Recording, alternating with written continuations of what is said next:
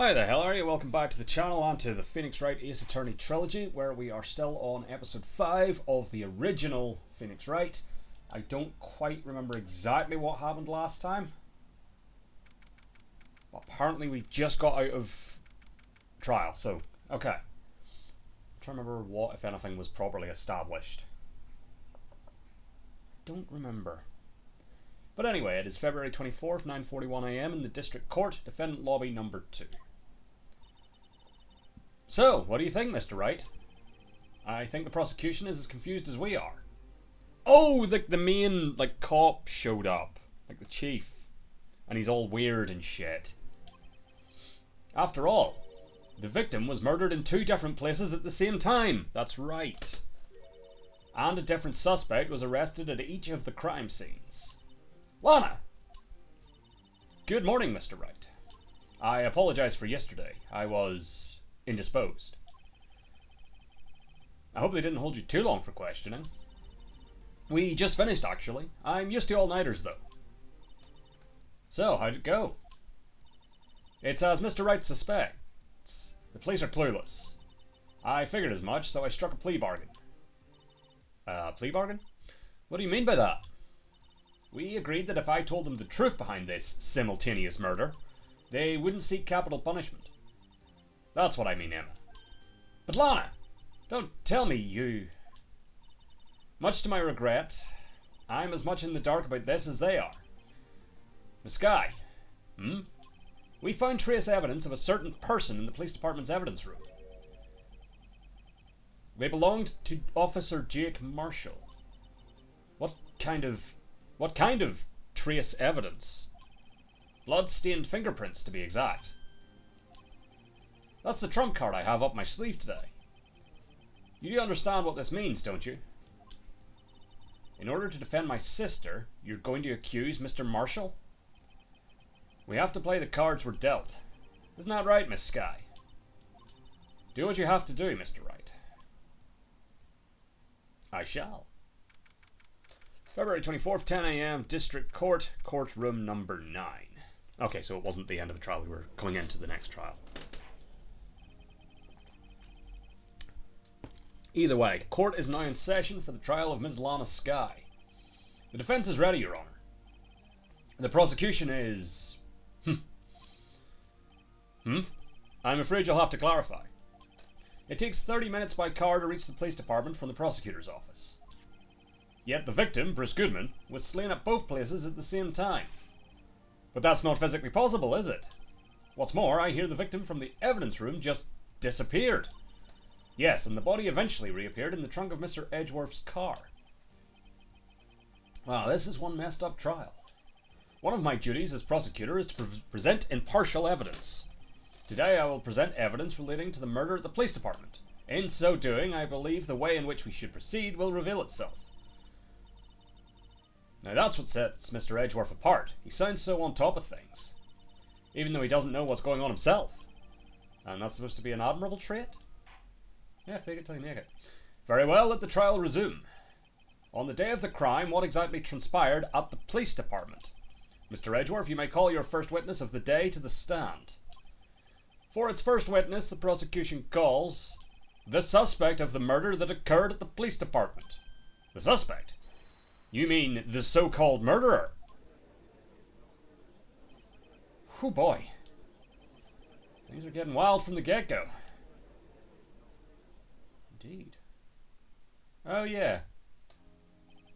Will the witness please state his name and occupation? Yes, sir. I am Officer Mike Meekins, sir. My occupation is, that would be murderer, sir.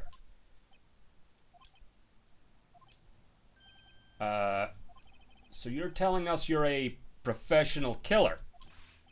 Sir, it was me, sir. I'm the one who did it. I'll never kill anyone again, sir. You've got to believe me, sir. Actually, what we'd like to hear from you is... Sir, I'm what you would call part of the younger generation, sir. A person whose actions adults can't possibly comprehend. Please, Mr. Edgeworth, sir. Hold me, sir. Officer Meekins. Yes, sir? Give us your report of the crime. Consider that an order. Yes, sir, as you wish. After all, I am part of a generation that must be told what to do, sir.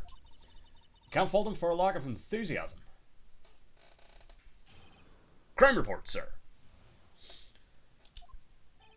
Although it's not my normal duty, I was assigned to guard the evidence room that day. I spotted a suspicious man on the security screen and rushed into the room. I was only doing what I was trained to do, sir. I was suddenly attacked. I fought for my life. Then I did it. After that, I passed out until another officer smacked me awake. Huh. So the victim, Detective Goodman, attacked you. Do unto others before they do unto you. That's the Meekins family motto, sir. I see. Then you fainted, and a colleague helped you regain consciousness. Yes, sir. He knocked me upside the head, sir. Very well. The defense may begin its cross-examination. What I need here is more info to work with. Alright, cross-examination of crime report, sir. So, although it's not my normal duty, I was assigned to guard the evidence room that day. Press. Mr. Meekins, you work in the General Affairs Department, do you not? Yes, sir. I'm in charge of hiring new recruits, sir. Thanks. Now there's a scary thought. Evidence transferal was taking place on the day of the crime, which meant many officers were given special tasks not ordinarily performed. I was in charge of guarding the Blue Badger, sir. The Blue Badger? Yes, sir. The lovely police mascot created by the Chief of Detectives, sir. Keep thinking that's going into the EastEnders theme. The first couple of notes. I was to ensure it wasn't broken during the transferal process. That was my sole mission for the day, sir. It goes da, da, da, and instead of going da, da, da. I see. Sounds like a very important mission. After the award ceremony finished that day, there were so many people running around that I relocated the Blue Badger to the evidence room. Oh, so that's why you went to the evidence room. Tell us, what did you see when you got there? I spotted a suspicious man on the security screen and rushed into the room. Who did you see, I'm assuming, is the question. Nope. In order to enter the evidence room, you need an ID card, am I correct? Precisely, sir. I have one right here around my neck. So then, your ID number should be listed on here, right? Yeah, so he's going to be the 4989596. There it is. I found it. This is the one right here. Could you please read us the number? Yes, sir. It's 4989596. That's my number, sir. I see. Huh. But the number 4989596 appears twice. Is shown as being used twice. Please explain, witness. It's no real mystery, sir. The first time is when I relocated the Blue Badger to the evidence room. And the second time is when I went to go get him after everything settled down. I see. So it was during that second time when... Yes, sir. That was when I spotted the man on the security screen. Data added to the ID card record. So the only one we haven't put a face to is the one that was, I think, just all sevens. I was only doing what I was trained to do, sir. I was suddenly attacked. So you were attacked. Can you please tell us exactly what happened to you? It was a knife, sir. A knife! Detective Goodman pulled a knife on you. What happened then? Well, with me charging in on him like that, I looked as surprised. He looked as surprised as I was. You aren't exactly the kind of person someone would want to run into. That's when I reacted, sir. I swung my arms like an octopus, struggling to detain him. That's how I got this gash in my hand. Maybe if you just kept your cool, your hand wouldn't be... When I saw the blood trickling down my arm, I panicked. I grabbed the man by his collar. I fought for my life. Then I did it. What exactly do you mean when you say you did it? I know I don't look the type, but I'm really into kung fu films, sir. The man let his guard down for just an instant, so I snatched his knife from him. You took his knife? I spun him around and performed a disarming maneuver. I made sure to close my eyes like a man. I see. He must have been desperate. The next thing I knew, his white coat was drenched in a sea of my blood, and then the next thing I knew... Yes? He punched me right in my face, sir. After that, I passed out until another officer smacked me awake. About what time did you regain consciousness? No offense, sir, but how am I supposed to know that? I was unconscious. Oh, right. According to the report from the officer that woke up the witness, it was about 5:30. He hit me right in the head too. I woke up crying tears of pain. That's nice. I mean, it's nice that you recovered, that is. When I came around, though, I made sure to finish my mission, sir. Your mission? Yes, sir. The Blue Badger, sir. I returned him to the entrance before things got out of hand. Well, we can all rest easy now. I believe we now have a fairly accurate picture of what happened. Yes, Your Honour. Only one thing remains unclear. Was the man this officer murdered really the victim? He's got a point. Yes, Officer Meekins. With regard to that, sir. Take a look at this. It was sent to my jail cell. Chief Gant delivered it to me just this morning, sir. The chief? Delivered it? What is that? A videotape? Yes, sir. That's absolutely right, sir. A videotape, sir. It contains footage from the security camera in the evidence room. What? But I specifically asked if there was such a tape. And was told it had been mistakenly erased. That's quite a mistake. I just do what I'm told, sir. It's the only thing I'm really good at. Looks like communication with the police department is as good as ever. Well then, let's have a look. Show us the video of you murdering the victim. Oh, please stop using that word, murder, sir. It scares me. A video of a real murder. Just what are we getting ourselves into? Video of a murder, you just said it. Right. So we've got the Blue Badger.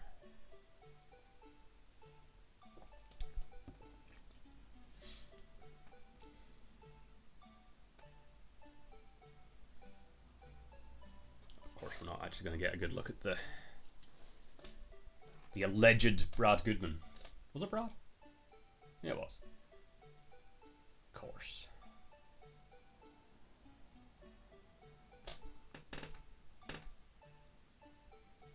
Ooh, 3D models never, I think.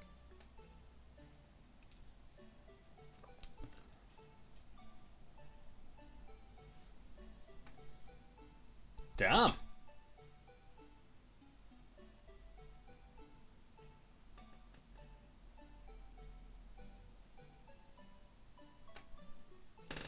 Enjoying the jaunty tune. Yep, so there's our unconscious man.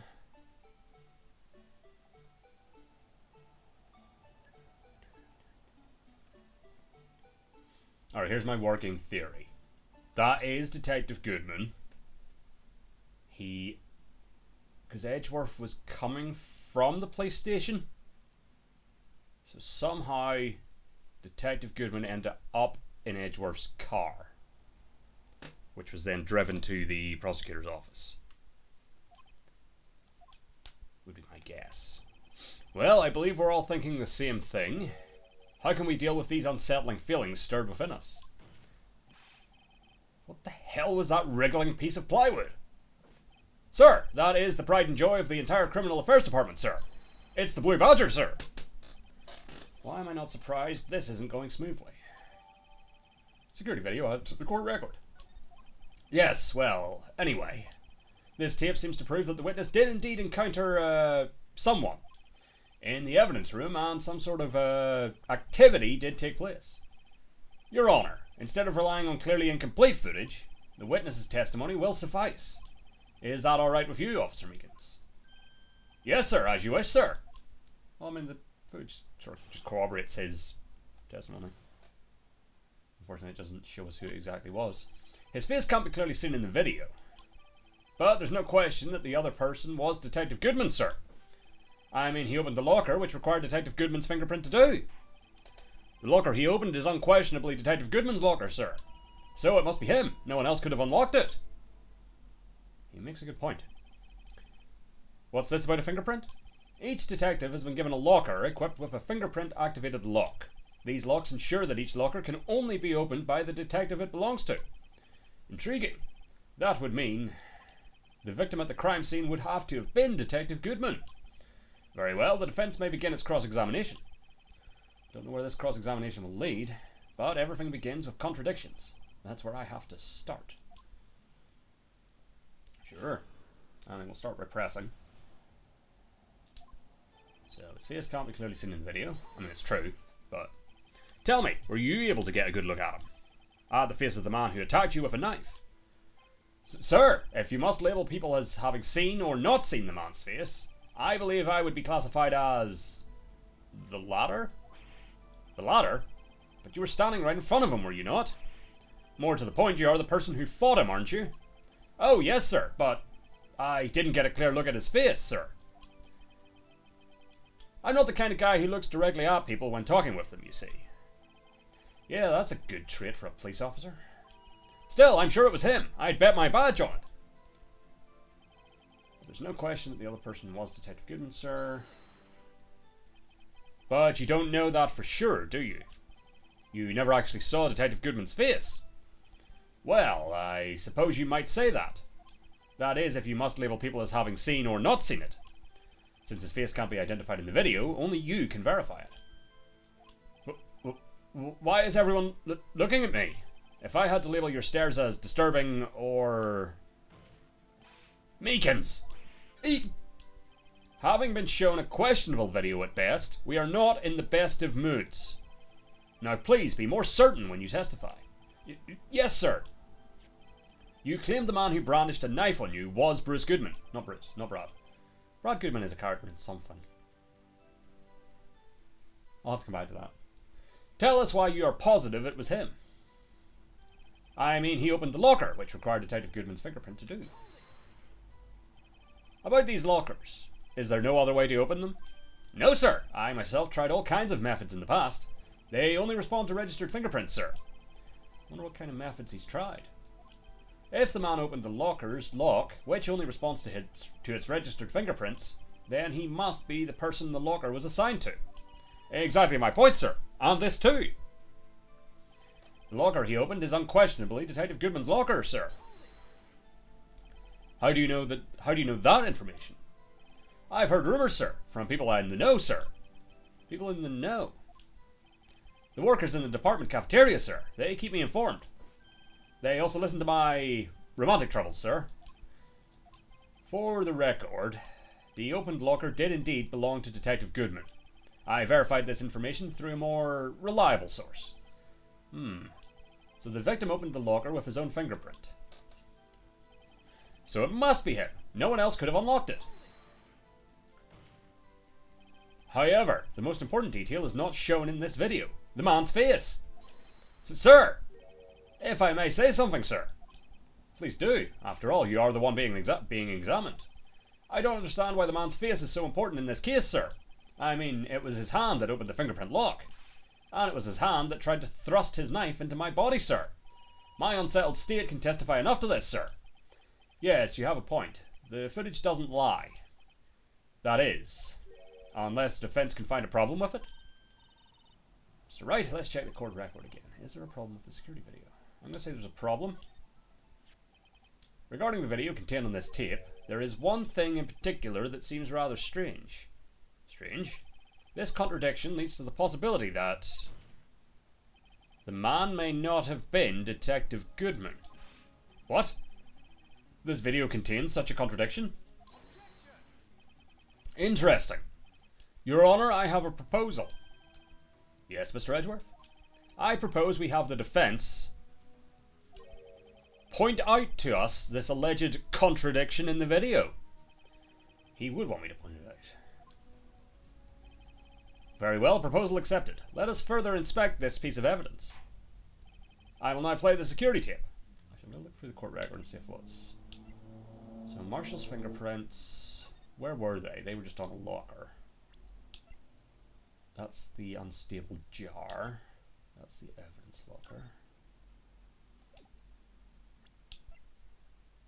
It's the rubber glove. Evidence room floor plans.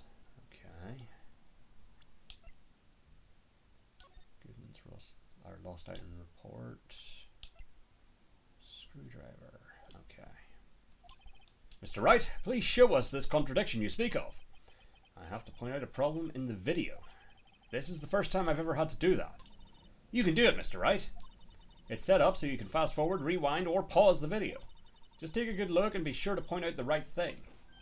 Please don't play it too many times. I can't stand watching this video. How did this guy ever become a police officer? Now then, Mr. Wright, please enlighten us. Where is the contradiction that indicates the man may not be Detective Goodman? Okay. I genuinely am not sure.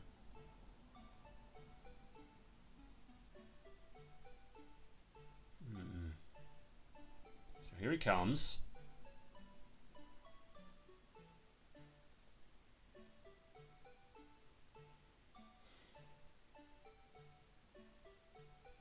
Glove falls out. Which I didn't notice the first time, so that's interesting. Here comes Meekins.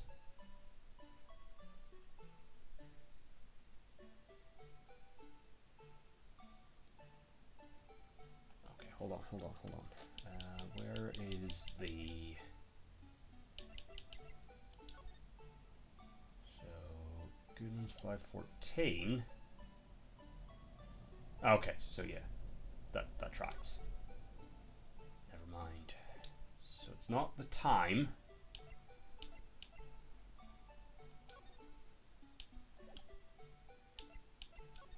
The glove. Tag says SL911. I guess this is evidence from the case.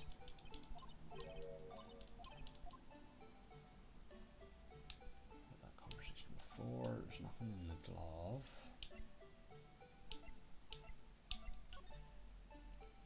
Don't imagine there'd be anything in the vase/vase.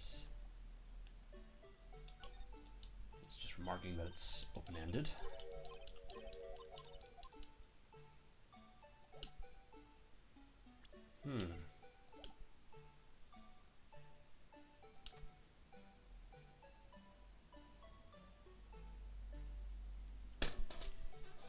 Interesting.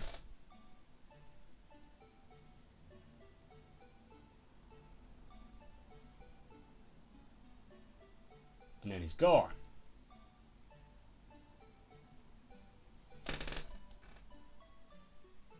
Alright, take it back now, y'all.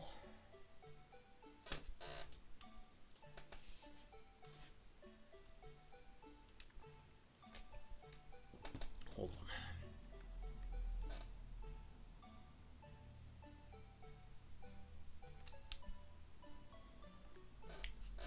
Take it all the way back to the start.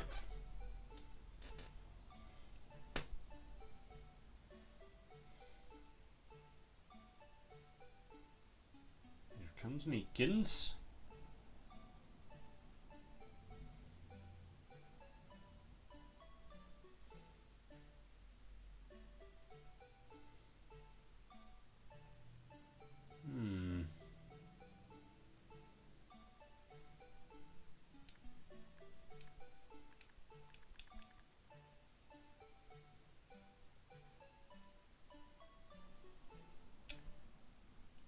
Hold on.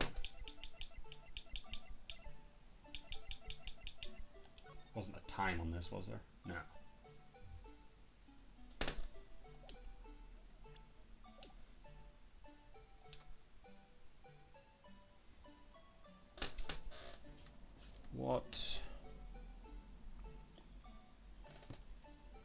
What am I not seeing here?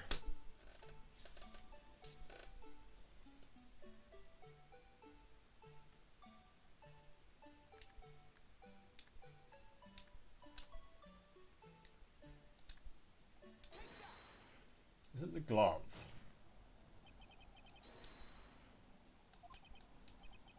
That's true, so certainly seems unnatural for that. What does it mean? Right, but you seem to have forgotten the point of this exercise. The point? What you're looking for is one thing and one thing only. Something that indicates the man may not be Detective Goodman. Oh yeah. Okay. Place him under arrest, sir. Rats.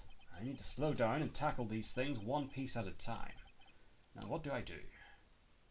Play the video again. Thing, Mr. Wright, every time you point your finger, someone gets hurt. Says the one pointing his finger at us. Now play the security tape. Mr. Wright, please show us this contradiction you speak of. Video. First time we've ever done that. We've had this.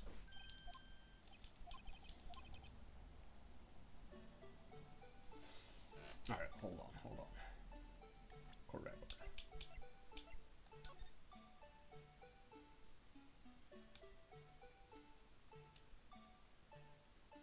Is there something on this?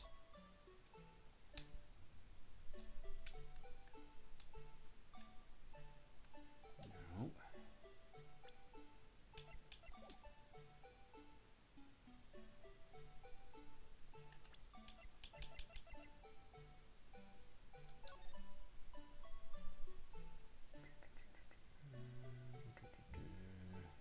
Chest window, okay. So that's my current is... Why does fast forward feel like it goes up at the same speed as play? Because it does. Oh, but when you're paused. Okay. Glove falls out, but that doesn't seem to have anything to do with it. Here comes Meekins.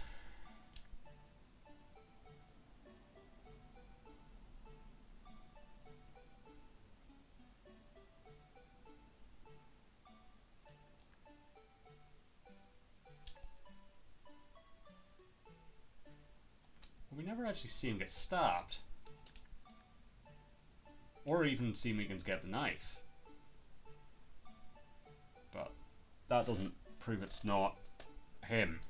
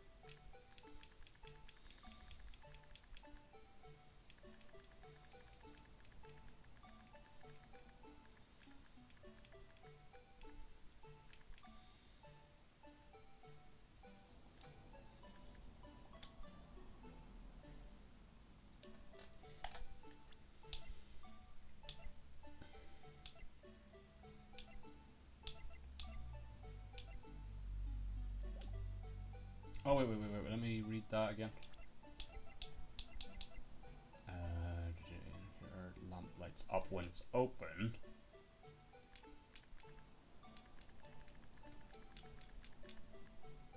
It's already open.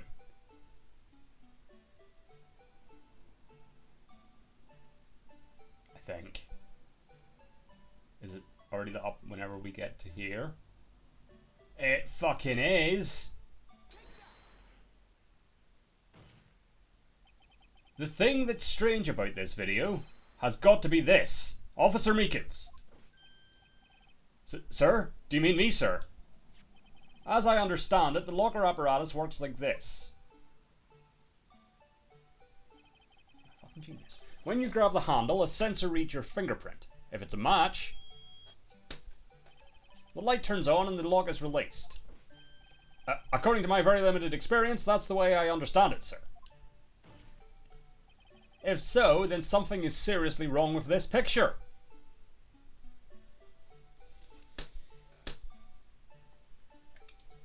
I like this. It doesn't hold your hand. You really have to actually like think and look for shit.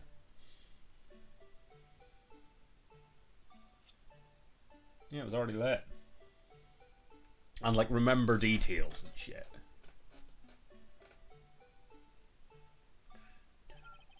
When the victim reaches for the handle to open the locker, let's rewind to a little earlier.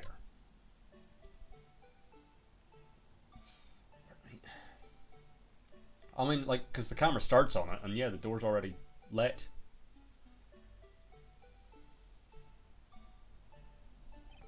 Here, notice the light? What's this? It's already lit. Precisely my point, Your Honor.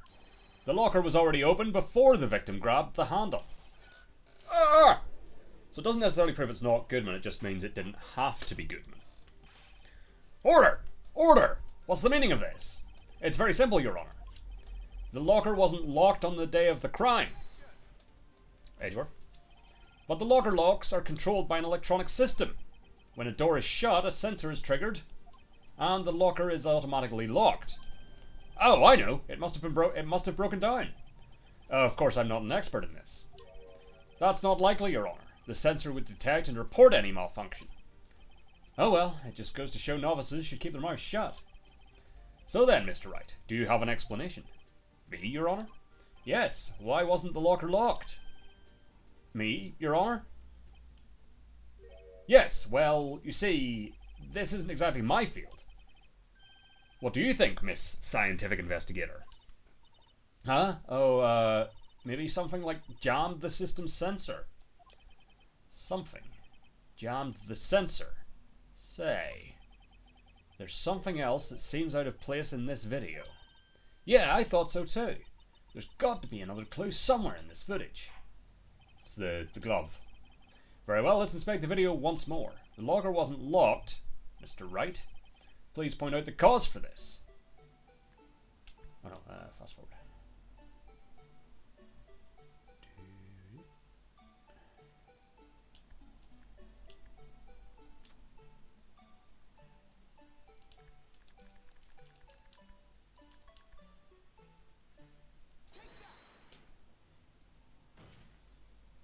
Please watch closely. This is the continuation of the part I showed you earlier.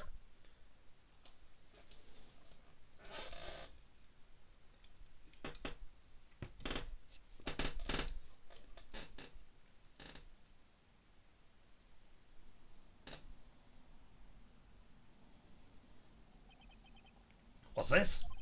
Something white fell out of the locker. But sir, it's been my experience that things fall out when doors are opened. I often fall out and roll great distances when I open my car door, sir. We can't be sure that item was completely inside the locker to begin with. What do you mean? The sensor triggers the lock when the door is shut. What if something was inserted, say, between the sensor and the door? Inserted.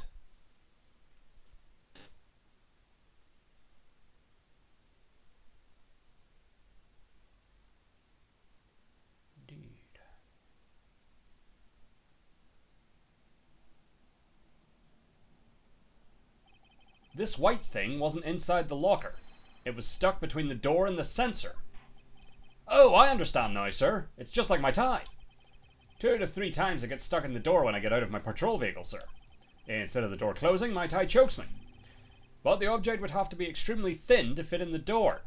Not only that, it would also have to block electrical currents. It would need to be an insulator. Yes, an insulator. But at the crime scene, there just might have been something that fits the description. But, sir, by insulator, you don't mean... I think I finally got this figured out. It's also very clear from the video what it is. Very well, will the defense please present the relevant evidence? What was this insulator that was stuck in the locker door? It's a glove. Rubber glove. It's clearly a glove in the video. I found this near the locker, a thin rubber glove.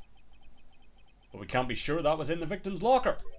It has a tag that says SL9 incident. Well, it just says SL9. Okay.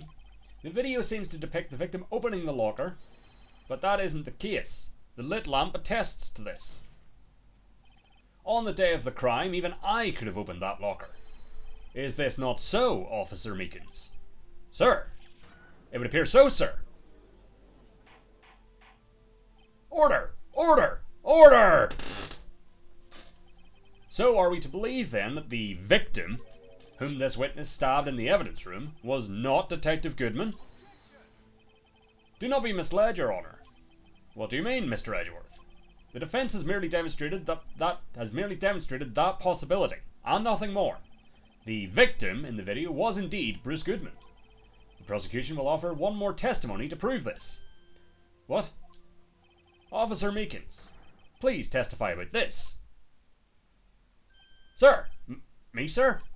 I'm not sure what you're referring to, sir. Nor am I. Oh, you mean that, sir? Of course, sir. Is this a joke? Very well, begin your testimony. Mystery Man 2.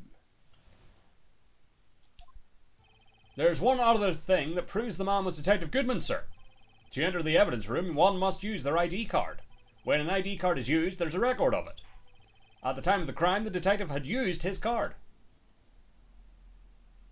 An ID card record. I see. I have the ID card record right here, Your Honor.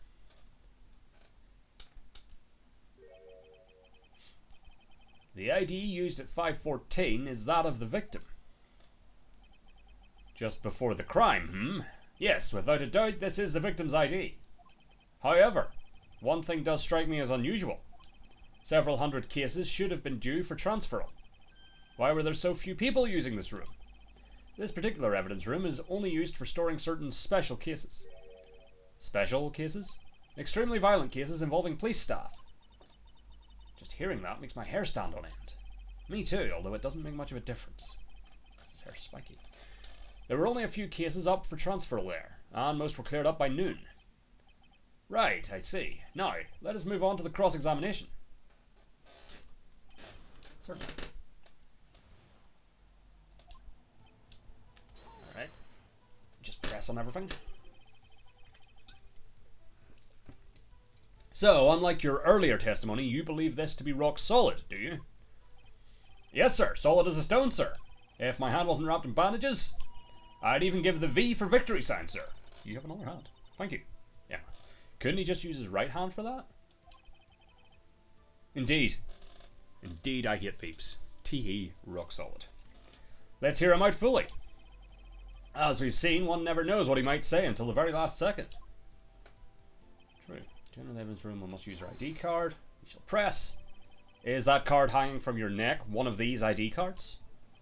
Yes, sir. This card right next to my cuff, sir. I keep it here so I won't ever forget it.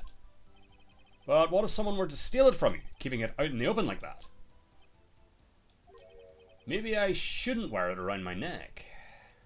Remember when I said 2 out of 3 times my tie gets stuck when I get out of my car? Well, the remaining time it's my ID card that gets stuck. Instead of the door closing, my ID card chokes me. Yeah, I should just leave this one alone. At any rate, each police officer has only one ID card. Both the police department and the prosecutor's office can attest to this. Please proceed with your testimony. So then, when an ID card is used, there's a record of it. Let it be noted that this is the record the witness referred to. Let me see.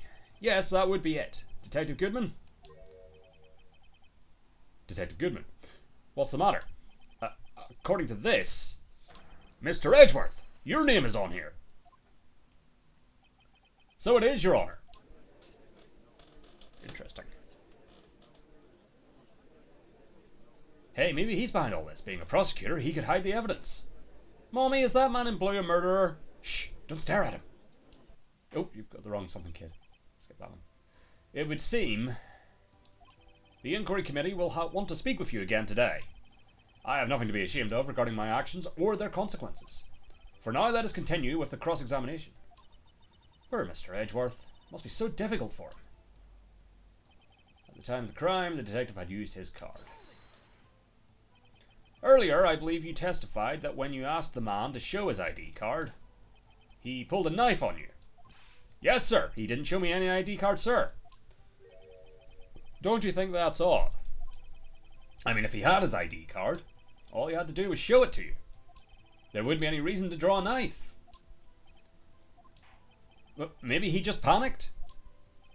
Everything stems from contradictions. Let's point them out. Mr. Wright, what do you think? I'm confused. What? The problem with this ID card testimony is far too obvious. It's not like Edgeworth to miss something like this.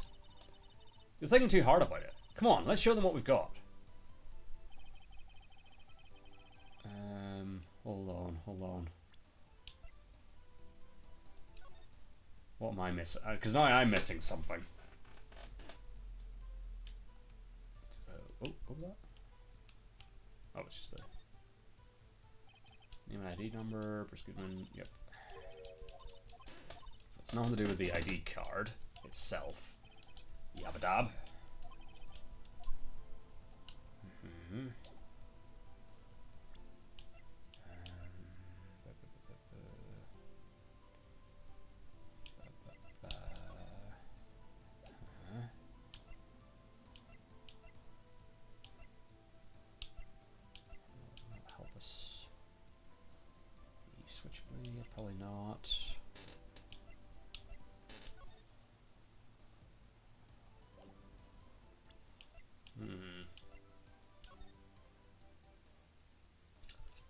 Is the lost item his ID card?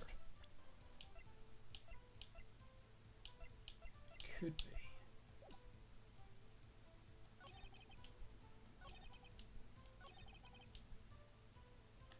Go try that.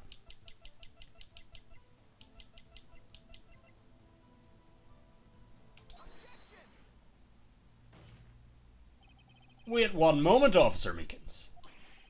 I'm not good at waiting, sir. I have the victim's ID card right here. I found it at the crime scene. That makes sense. When I say crime scene, I'm not referring to the evidence room at the police department. I mean the other crime scene. The underground parking lot at the prosecutor's office. Your Honor, I have one more piece of evidence to present. It's a very important clue regarding the victim's ID card. A lost item report? It's only half completed, but it shows that Detective Goodman had lost something on the day of the crime. Something important enough to fill out this report. Let me guess, you believe this something to be his ID card, right? I can't say for sure, but there is a high probability. On the day of the crime, Detective Goodman was not carrying his card. Order! Order! So now, what does this all mean? It can only mean one thing. It doesn't even require much thought. The man Officer Meekins encountered in the evidence room was not Detective Goodman, but rather the man who stole his ID card. Interesting. Order! Order! Order! Does the prosecution have a response? I have only one thing to say to the defense. Bravo, Mr. Wright. Bravo? Allow me to summarize the defense's argument. At 5:15 p.m. on the day of the crime, the man in the evidence room Officer Meekins encountered was not Detective Goodman. There are two grounds to support this. First, the locker in the evidence room was already unlocked. Second, the victim lost his ID card. Am I correct so far, Mr. Wright? Yes. What's he up to? That being the case, we must inevitably arrive at a single conclusion. If the victim in this video is a fake, then the murder in the evidence room is also fake. In other words, the security camera does not show the instant of the murder. That is... well, I guess that's right. Is something wrong, Mr. Wright? Only moments ago, you seemed content to be pointing your finger around. This isn't going to end well. Well, well, it seems you've finally realized exactly what you've gone to such lengths to prove. Explain yourself, Mr. Edgeworth. The defense has already done the explaining for me. The victim in this video is a fake, which means a murder did not take place at the police department at 5:15 on the day of the crime. So the real crime could only take place at one location, the underground parking lot. At the prosecutor's office, the murderer being Miss Lana Skye, the defendant. The evidence is compelling. A trustworthy witness observed the moment the defendant used the murder weapon. Ah! I see. I knew that testimony was way too shabby. It was all a trap from the beginning. The activity in the evidence room still leaves many questions unanswered. Who exactly was the victim Officer Meekins encountered? And where did this person disappear to? However, this trial's purpose is to examine only the murder of Detective Goodman. Just so, Your Honor. Mr. Wright, you have to do something, or else Lana... What do I do? How am I supposed to get myself out of this mess? Object. One moment, Your Honor. What now, Mr. Wright? Don't tell me you're objecting to what you've just proven. Of course not. But I almost walked right into the prosecution's trap. What are you talking about? This cross-examination has proven one thing and one thing only. The security video did not show the actual murder. Okay.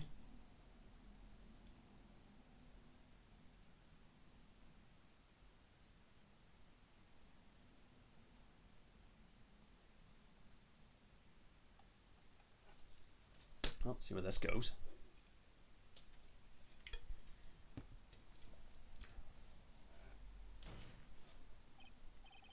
However, it cannot be said that it is unrelated to the murder in the parking lot.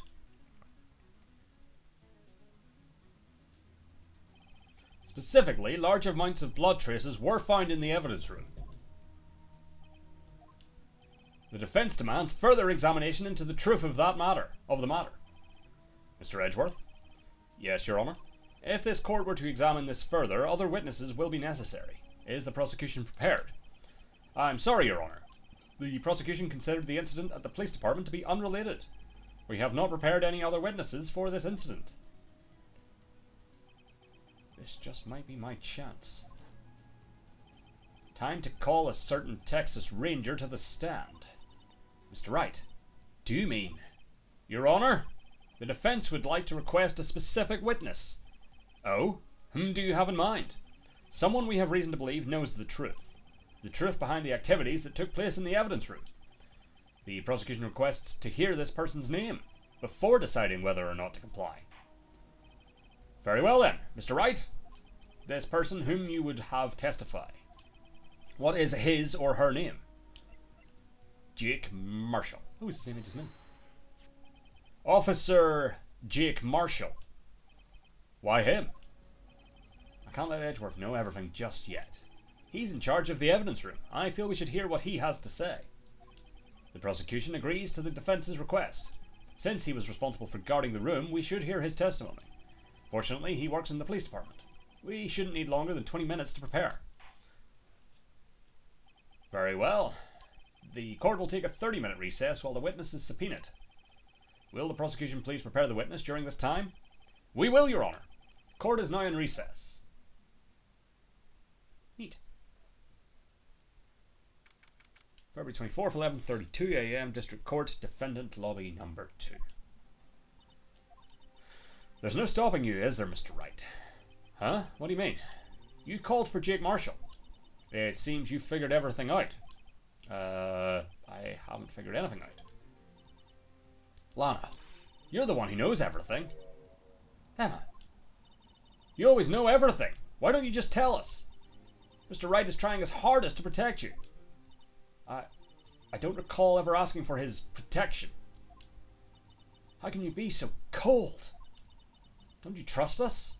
Don't you trust me? Hope I'm not interrupting anything, pals. Oh, guess I am. I'll come back later. Wait, Detective Gumshoe, what is it?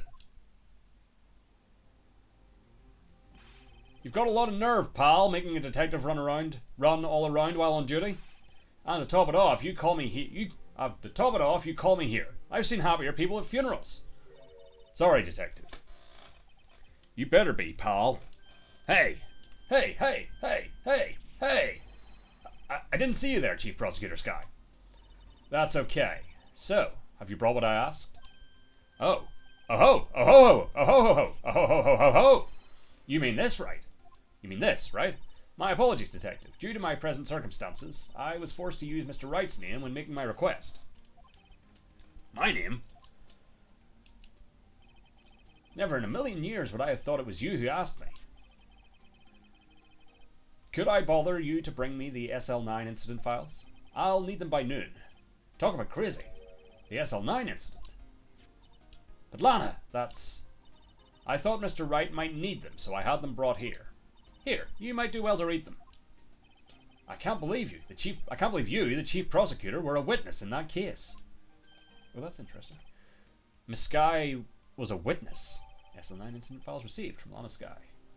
The Joe Dark killing solved 2 years ago.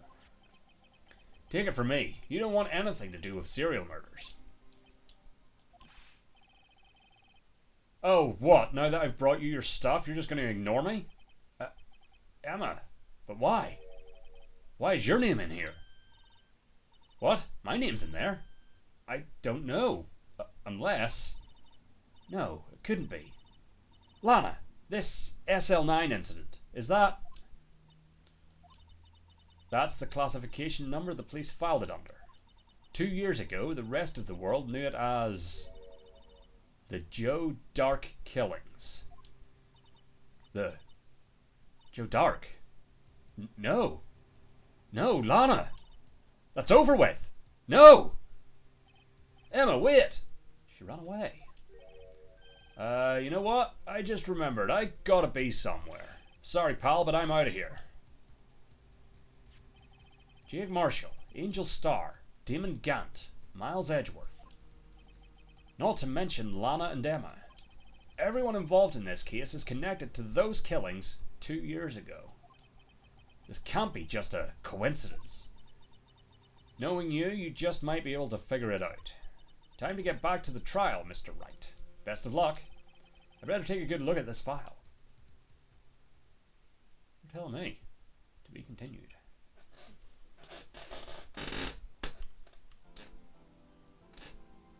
Yes. Day 3, trial latter. February 24th, 12:14 p.m. District Court, courtroom number 9.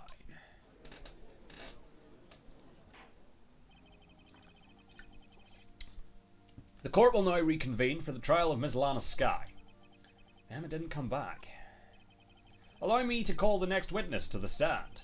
The officer in charge of guarding the evidence room on the day of the crime.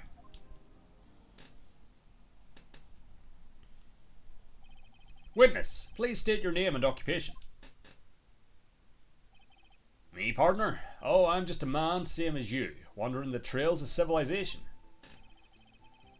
Occasionally helping the elderly cross intersections when needed. Yes, we get it. Oh, I know, you're a patrolman.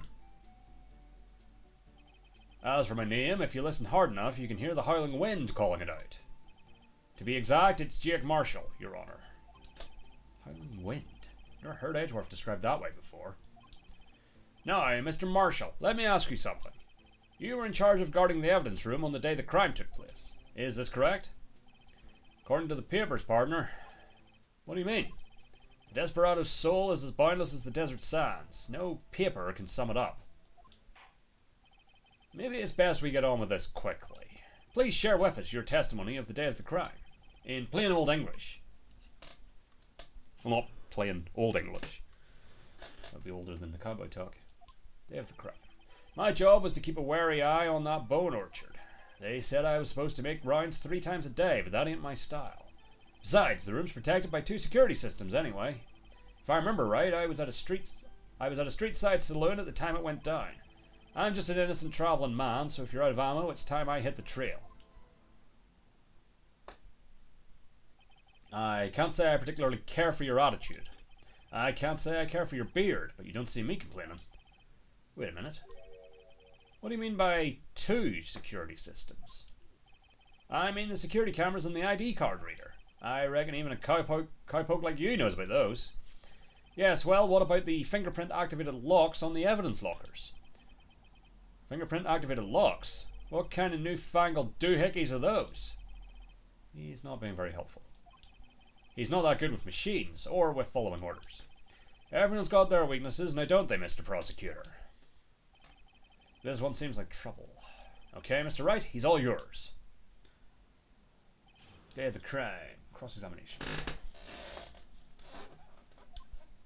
Oh, shit. So my job was to keep a wary eye on that bone orchard. How exactly did you keep an eye on the evidence room? I just made sure nothing moved in the security camera monitor. That room's so still, even time dies in there. I was just a caretaker who interred the recordings. You interred them? Videos and nothing aren't that useful. When the time would come, I'd erase the tape. If nothing unusual is recorded, tapes are to be erased every 6 hours.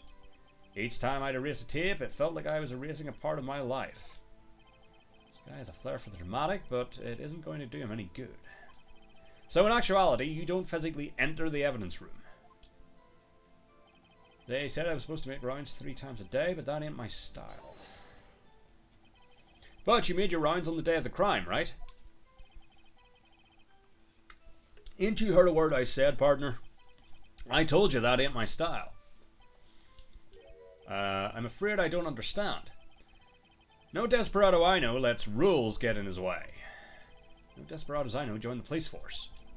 Fine. So, Officer Marshall, on the day of the crime, Just between you and me, I didn't set foot in the evidence room that day. Hold the phone.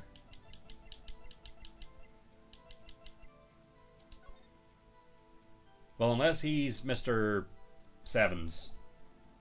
Which he could be. Also, we can't contradict anyway. There was a rubber glove stuck in the victim's locker. Do you know anything about that? Sorry, partner, can't say I do. I haven't been in that crypt in weeks. Why does this guy avoid being fired? Point. Besides, the room's protected by 2 security systems anyway. You used to be a detective, so you've used the evidence room in the past, correct? Of course, back in the day, my locker was a gold mine of evidence. And yet, you didn't know about the fingerprint locking mechanism. Sorry, partner, I ain't good with machines. Couldn't even tell you how a bike works. It's quite, incredible. The sensors on the locker handles cannot be seen. It's well known that some detectives are unaware of their presence. Now that he mentions it, Detective Gumshoe said something like that too. At any rate, it doesn't seem that this is relevant to the crime. Can you tell us what you were doing when the crime took place? If I remember right, I was at a street-side saloon at the time it went down. What were you doing in a place like that? I was eating spaghetti. Not even angel steak lunches can beat that parlour's vongole sepia pasta. Do you mean to tell us you abandoned your police duties to eat some noodles? Not all desperados eat tacos, partner. That's not what I meant.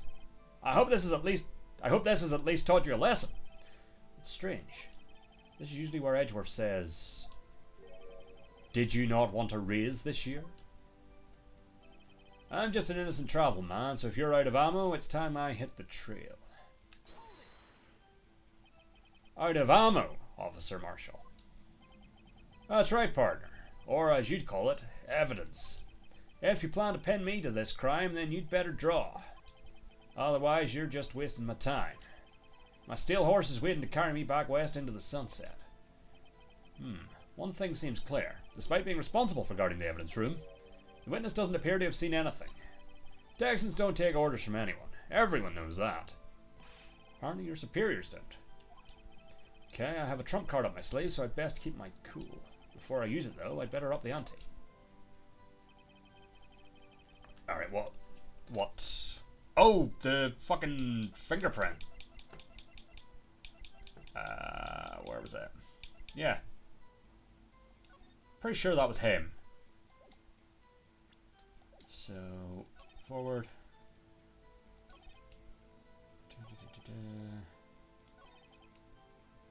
So, probably just here. Yeah, Marshall's fingerprints. Sorry, I missed the title. Officer Marshall, doesn't it strike you as odd? That is, you being called in to testify like this. After all, you weren't in the security room at the time of the crime. And yet you dragged me down here. Explain yourself, partner. It's quite simple. You left a very large trail behind at the scene. Or to be exact, a handprint. Listen real good, partner. Like I said, I'm the caretaker of that crypt. I pay my respects. That is, make my rounds about once a month. It's only natural my fingerprints would be in there. I only wish it were, officer. But you see, your fingerprints were covered in blood. Intriguing. Witness, what's the meaning of this? Your blood-stained fingerprints were at the crime scene? The blood was wiped away, however. No, the blood was wiped away. However, a luminol test clearly revealed this. Well, Officer Marshall, it seems to me there ain't a person in this room with a head on his shoulders. I take it you have an explanation then, Officer Marshall. About the blood-stained fingerprints? Very well, you may begin your testimony about your fingerprints, found at the scene of the crime. Blood-stained fingerprints. Witness testimony. Like I said, it's only natural for my fingerprints to be in that evidence room. One of them just happened to be at the same place as the blood-stained handprint. The murderer touched the locker where my fingerprint was by chance. The bloodstain and the fingerprint are completely unrelated. Or didn't you know the murderer was wearing gloves? See, I had nothing to do with it.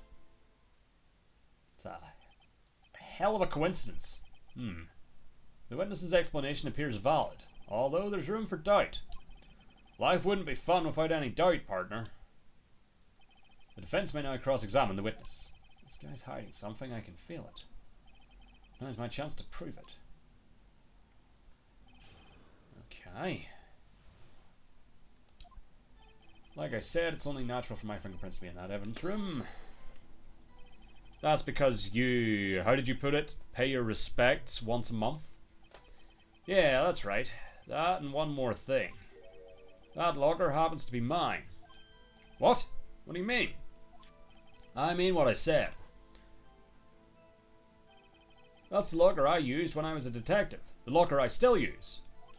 All that's in there now, though, is a heap of broken dreams. I see. It'd be strange if my prints weren't all over that locker. Apparently his fingerprint data was never removed from that locker's programming. He must have been using the fingerprint lock all this time without ever knowing it. Okay. One of them just happened to be at the same place as the bloodstained handprint. So then, what about the bloody handprint? Wasn't mine. It's no mystery.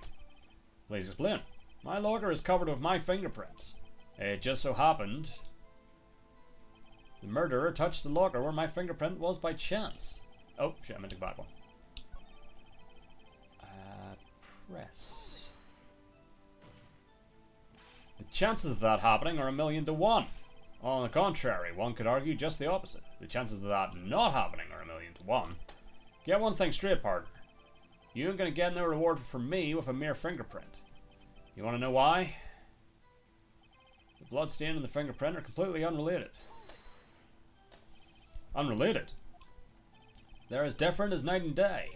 Kinda like cereal and cereal.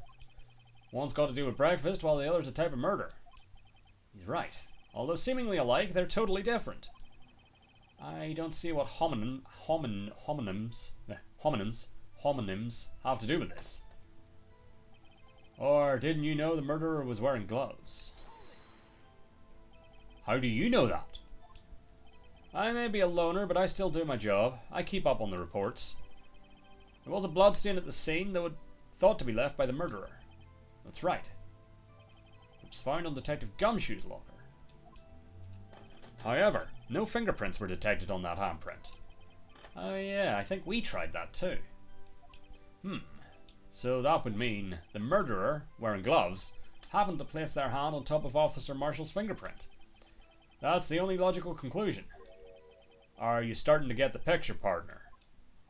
The picture? This seal of blood. In the desert, it's just food for the buzzards. There's only one reality, and that's this. The security tape. So long as my trail isn't in there, you can't say otherwise. Interesting. This isn't getting us anywhere, Mr. Wright. Please consider carefully where you're going with this cross-examination. Yes, Your Honor. Now then, continue your testimony, Officer Marshall. Too bad it wasn't me in that video, right, partner? What do you mean by that? You want to tie me to this crime, isn't that right, partner? If so, that video is the only direct evidence you have. But that video is next to useless. It's full of blind spots. Blind spots? Places you can't see. The camera's panning back and forth. The floor isn't shown. If someone was familiar with the camera's position, they could leave the room without being caught on tape. We don't have time for your speculations, Mr. Wright. Well, Mr. Wright, if you can show us evidence in this video that indicates Officer Marshall was present, please do so now.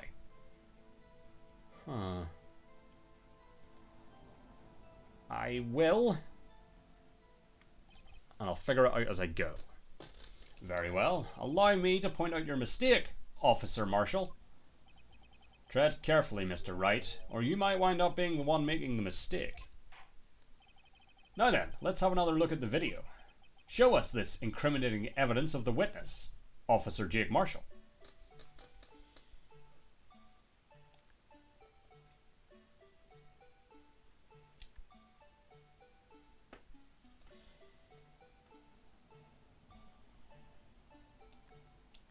Hmm.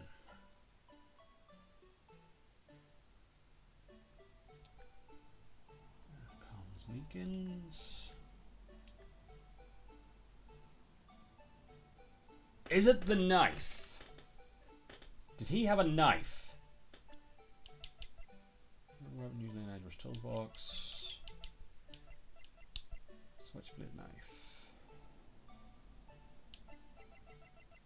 No.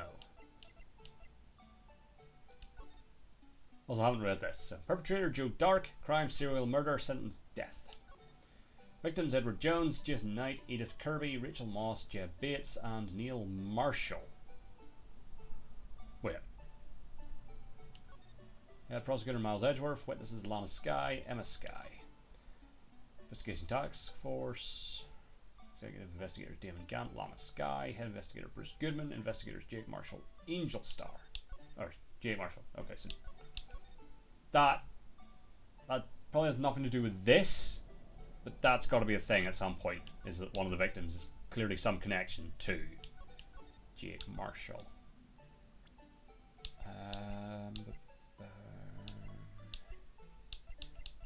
So what proves it's Jake?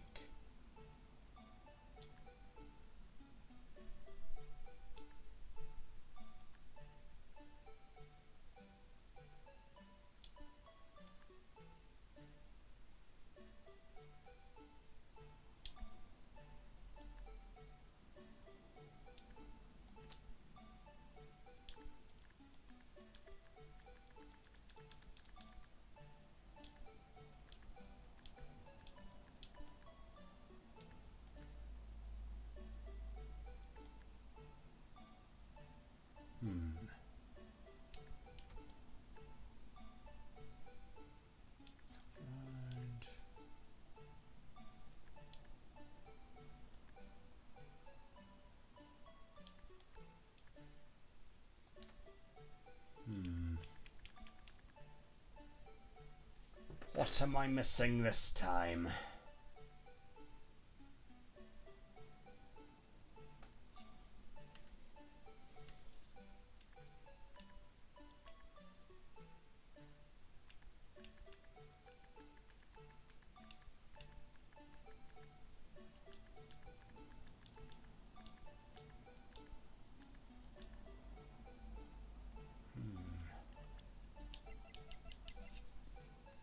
I don't know exactly.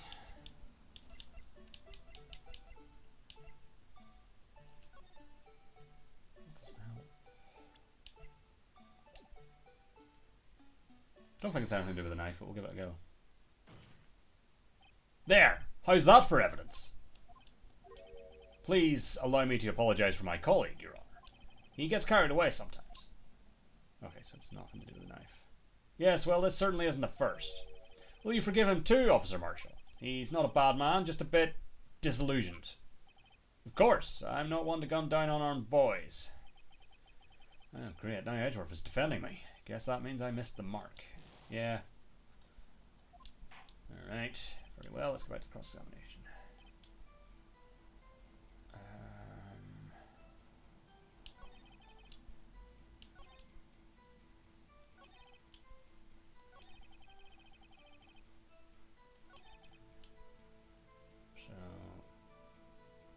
Press.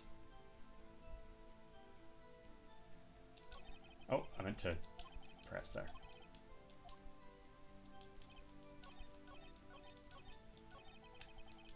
Like, it's the video, I just need to figure out what I'm looking for.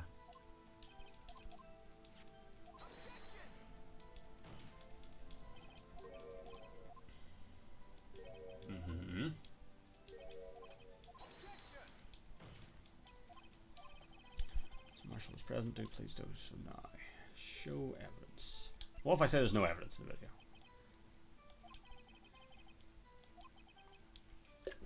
Seems we should be moving back to the testimony. Very well, Officer Marshall, can please. Okay. My fingerprints in the room. One of them just happened to be at the same place as the bloodstained handprint. The murderer touched the locker where my fingerprint was by chance. Bloodstain and the fingerprint are completely unrelated. Didn't you know the murderer was was wearing gloves. What have I got?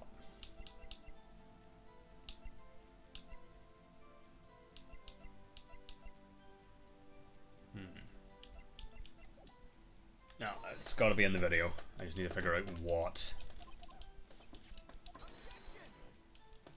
What am I looking for? As you can see, cameras panning back and forth, floor isn't shown. Someone was familiar with the camera's position, they could leave the room without being caught on tape. We don't have time for your speculations, Mr. Wright. Well, Mr. Wright, if you can show us evidence in this video that indicates Officer Marshall was present, please do so now. Show evidence. Very well.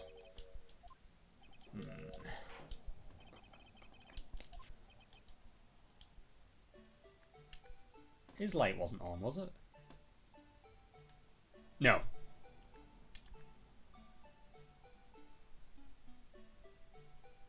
But does it turn on at any point?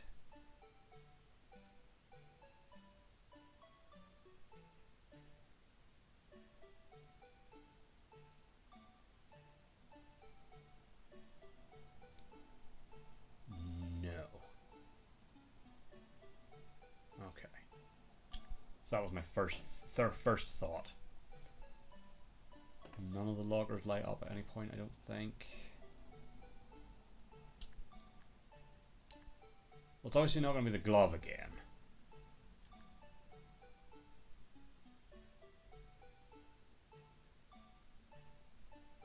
Is it just that the Blue Badger is in front of the locker?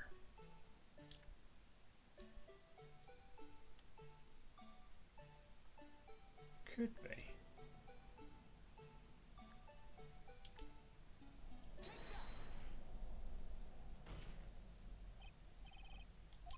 This is the same, yeah, same conversation, okay.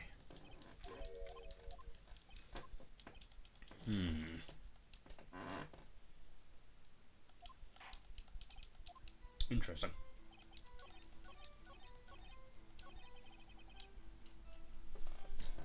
What have I not seen?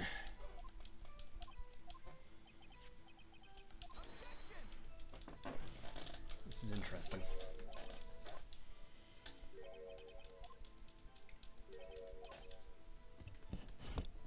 Oh shit, there we go.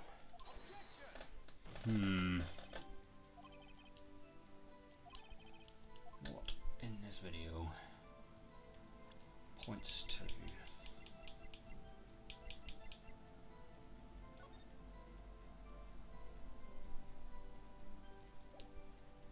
to our boy Jake? Nothing in any of these.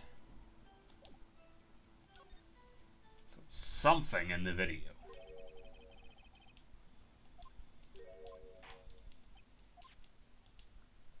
So we've got 3 more guesses.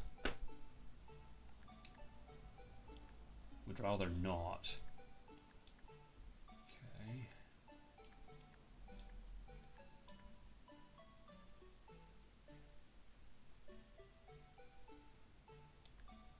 There's something about him I'm forgetting. Hold on.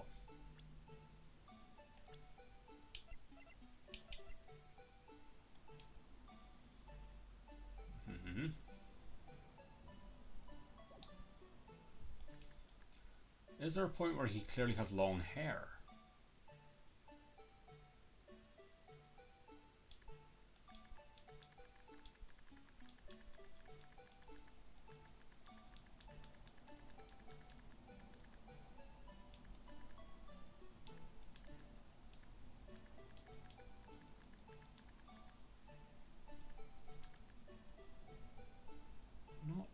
Particularly, I'm pretty sure by the time we come back here now,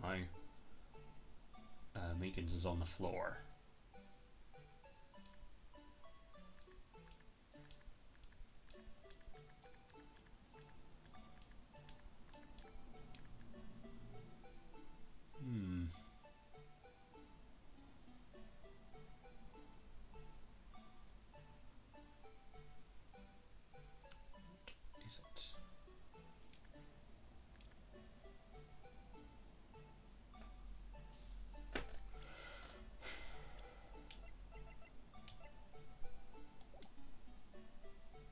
his bandana? Wouldn't be that stupid, would he?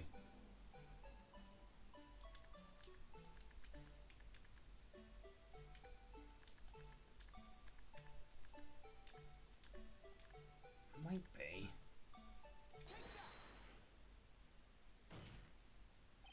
There! No, it's the same thing. Fuck. Thought I had something there.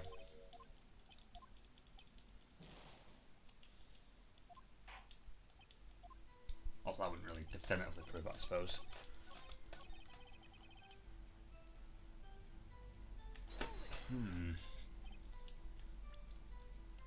Check, I'm pretty sure. Yeah, he wears like a big tie anyway.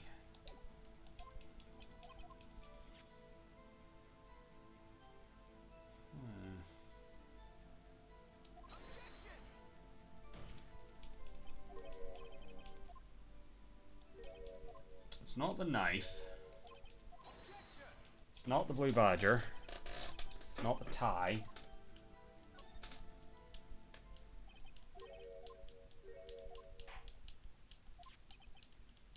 I've only got 2 shots at this.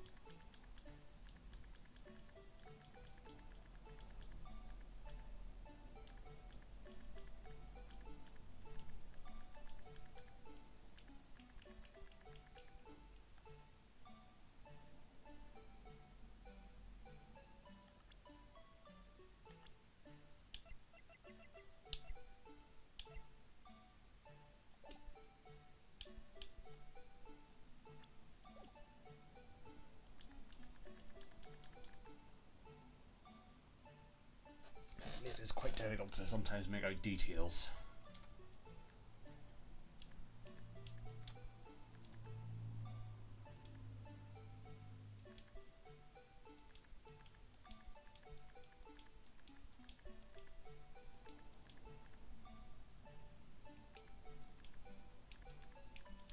Is that the murder weapon? Yeah, it is.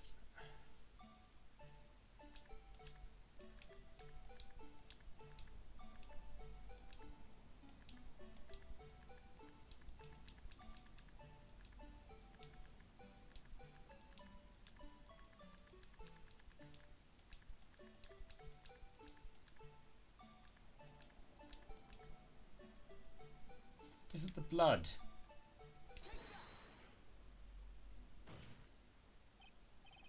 No.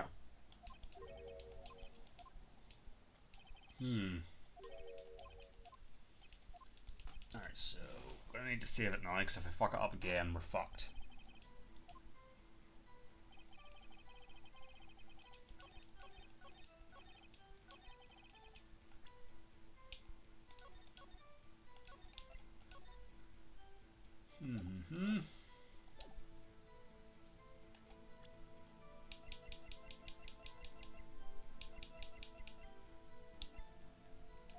Let's see if I can do anything out of this. No. Okay.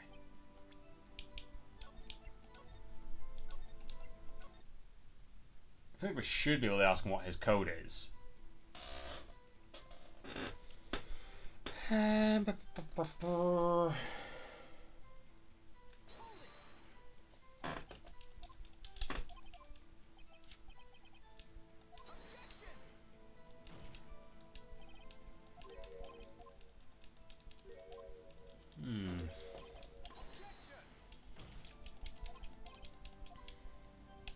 Show evidence. Very well. Show us incriminating evidence that Mr. Marshall is in the room.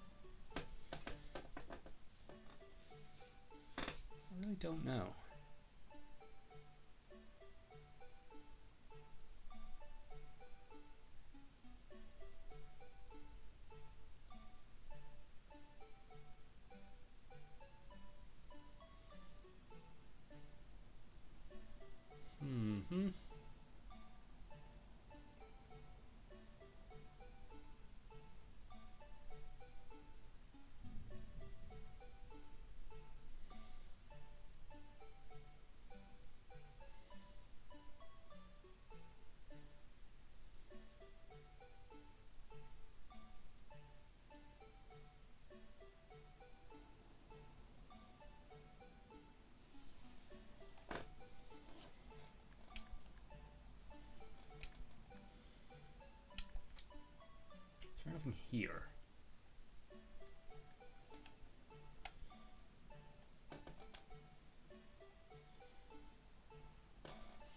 So the locker's open.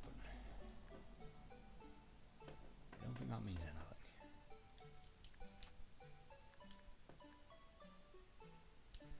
Video ends.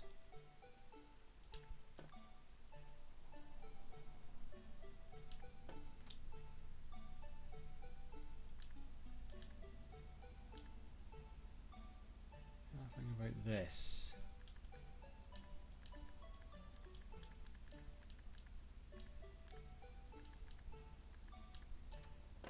Doesn't seem like it.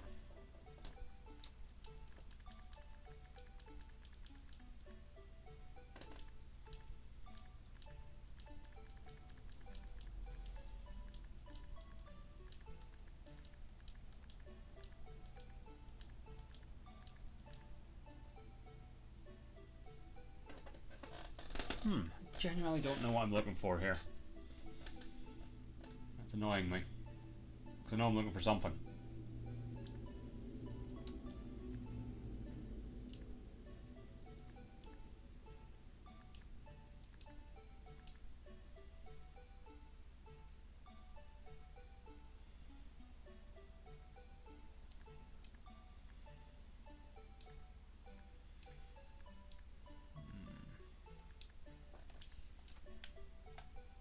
Probably not that the door's open, but we'll give it a crack. No, okay.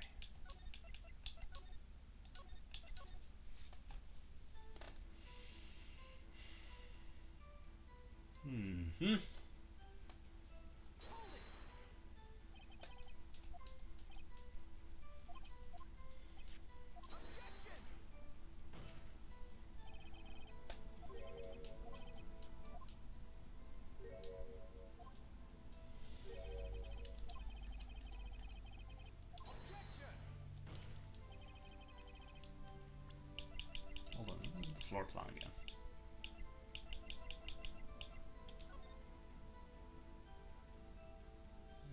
There's nothing really useful in that.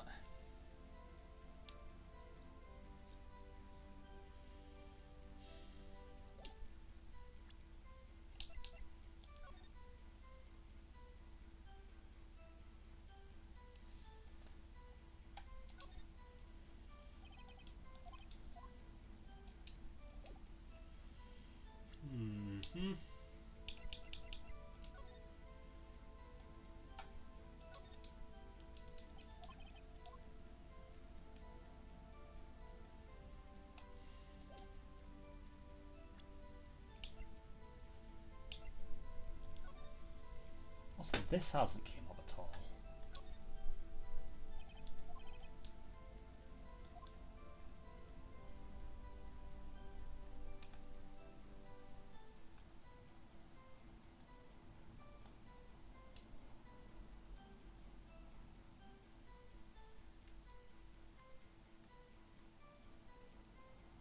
I don't think it's going to help us with this.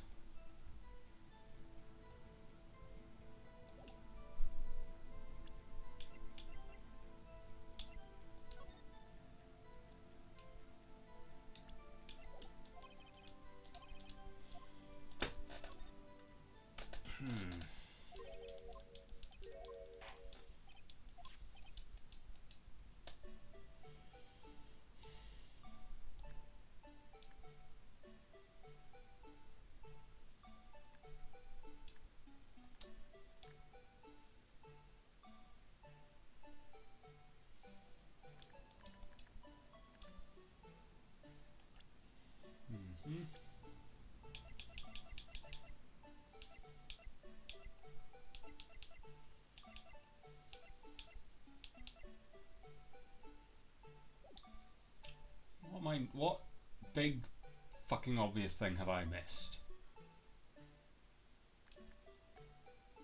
that proves Jake was in the room?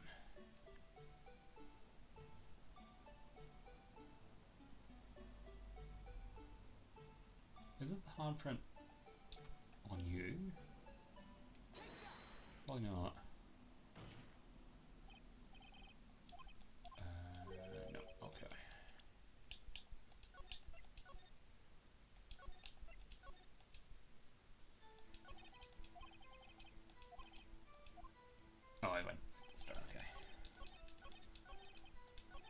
press. Nope, did it again.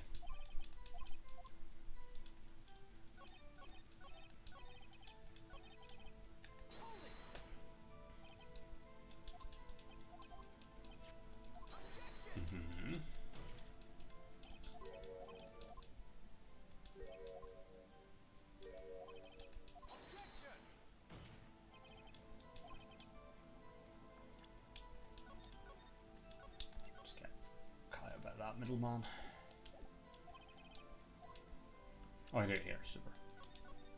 So we'll literally start at the video.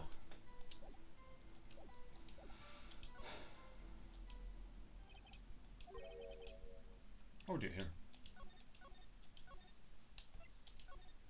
I think once we're in the video, we can.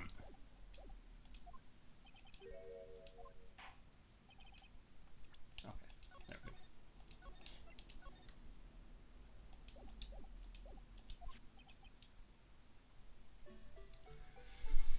Right. Evidence that proves that Marshall was in the room. Nothing to do with his logger, I don't think.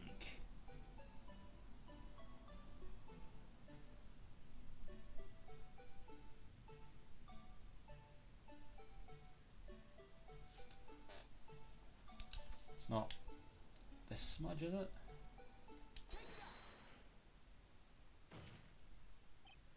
No. We're fun.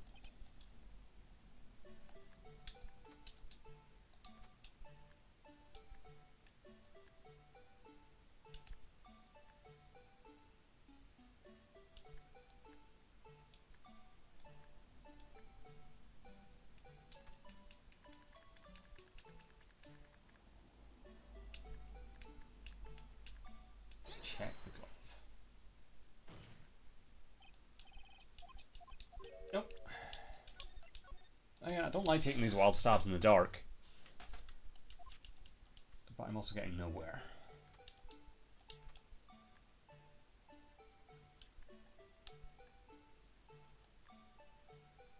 What proves that Duke Marshall is in the room?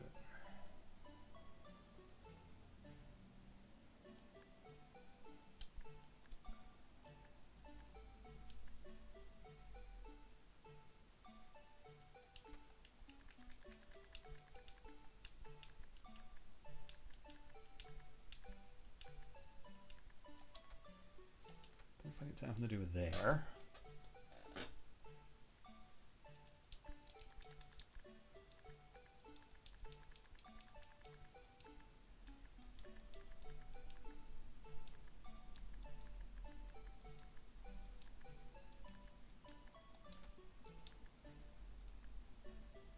Then he's gone.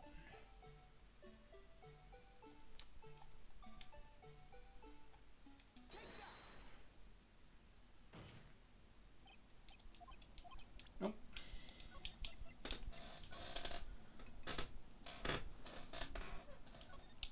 This is a puzzler. Nothing I have that sort of contradicts anything he said up to this point. It is something in this video. I just can't figure out what.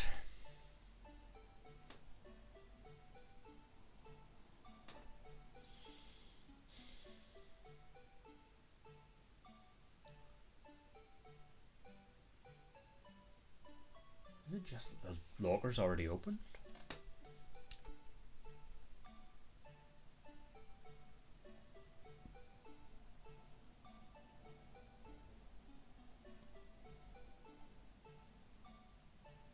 Probably not, but we'll give it a go.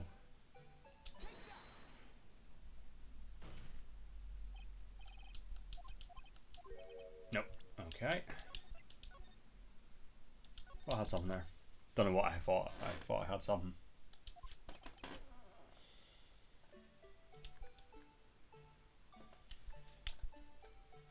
Actually on locker, just in case.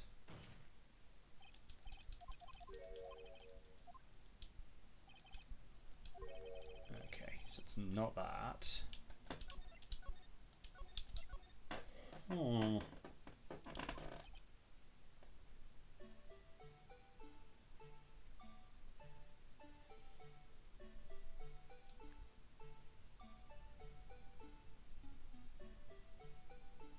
What is it?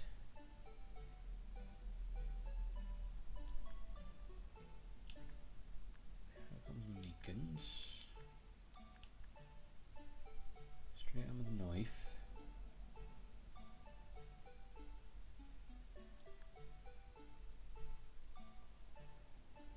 And just like that, he's gone.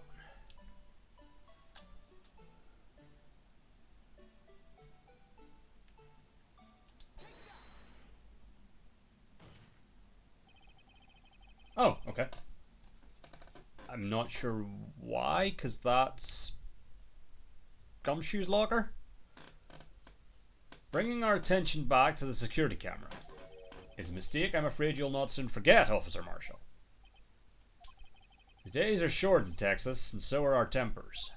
Could you sum up what you have to say in 8 words or less? Very well. You can clearly be seen in this video. You can clearly be seen in this video. Nice.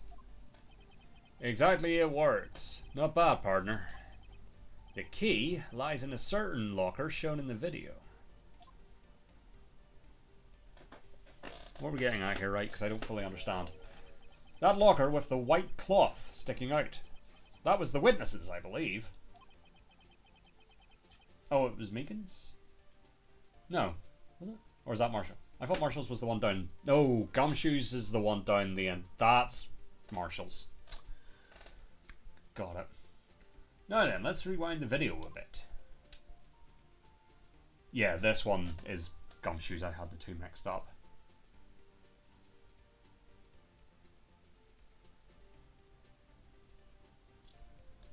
Was that not there at one point? Fucking, okay, that's... I feel really stupid now. Oh, the white cloth. It's gone. What's the meaning of this, Officer Marshall? When the crime took place, the white cloth wasn't there. Then it suddenly appeared. There's only one explanation. Officer Marshall, you were in the evidence room at the time of the crime. What's more, you opened your locker when the camera was turned away. Interesting. Order! Order! It would seem that's the only... Hold your horses. Sorry, partner, but you got the wrong man. So what if my locker was opened? That doesn't mean I'm the one who opened it. The murderer needed to hide something, so he opened the locker and stuck it in. It's not my fault he happened to choose mine. Why is everyone staring at me like I'm a wanted man? This guy isn't just playing dumb. He really doesn't know.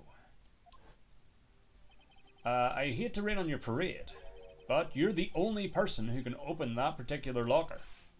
Oh yeah? I call your bluff. You say I opened that locker, and I prove it. Well, the locker. Fingerprint sensor? We talked about this earlier today. The lockers can only be opened by the detectives they belong to. What kind of crazy talk is this? Well, Detective Gumshoe did mention something about this. In any case, the locks aren't that obvious. There are even some people in the force that don't know about the fingerprint locks. So, Sheriff, what do you have to say in 8 words or less?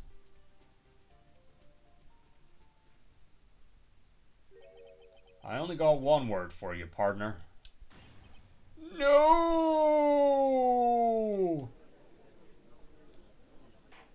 Interesting. Order! Order! Order! Witness, explain yourself. If this is a joke, it's the worst I've ever heard. I assure you this is no joke, Officer Marshall. Now then, please tell us what you were doing in the evidence room at the time of the crime. Olay? Okay. Please answer the question.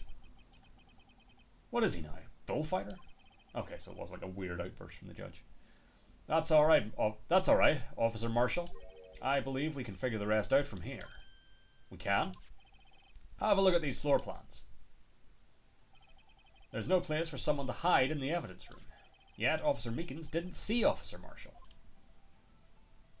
If that's so, then where was the witness? It seems Mr. Wright has an answer. That's right, the only possible conclusion. Well then, let's hear it. Where was Officer Marshall at the time of the crime?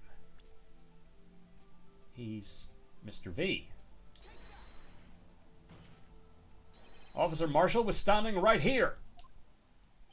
There? But that's where the victim, Detective Goodman, was. Correct. Unless the man wasn't Detective Goodman. I believe the victim in the video is Officer Marshall. It was you, dressed up like Detective Goodman. But that's preposterous. Officer Meekins witnessed the detective at the crime scene. Once he saw the man's face, he'd know for sure. May I point out, though, that Officer Meekins did not know Detective Goodman. He also testified about the man's reaction when confronted. When I entered the evidence room, I asked him to show his card, sir. Yes, and how did Detective Goodman respond? He suddenly pulled a knife on me. Something about the officer's story puzzled me. If the man had had his ID card, why didn't he just show it? Yes, he would have needed it to enter the evidence room, so he must have been carrying it. The answer is simple. He couldn't show it. As you can see, Detective Goodman's picture is on his ID card. Oh, I get it. If he showed that, his cover would have been blown. Officer Meekins would have realised the man wasn't Detective Goodman. Do you have anything to say to this, Officer Marshall? You've got quite an imagination, partner. We got a term for that. It's called circumstantial evidence. Circumstantial evidence? He's still denying it. You're gonna have to do better than that to break a detective. Unless you have hard evidence proving I dressed up as the victim. Can't say I particularly care for your uncooperative disposition. I can't say I care for your beard, but you don't see me complaining. Well, Mr. Wright, do you have any evidence proving beyond a shadow of a doubt that Officer Marshall dressed up as the victim? Well, who am I kidding? I don't have anything like that. I can see the fear in your eyes, partner. Seems you're the one who couldn't take the desert heat. Ah, this can't be happening. It's so obvious he's the one. What can I do?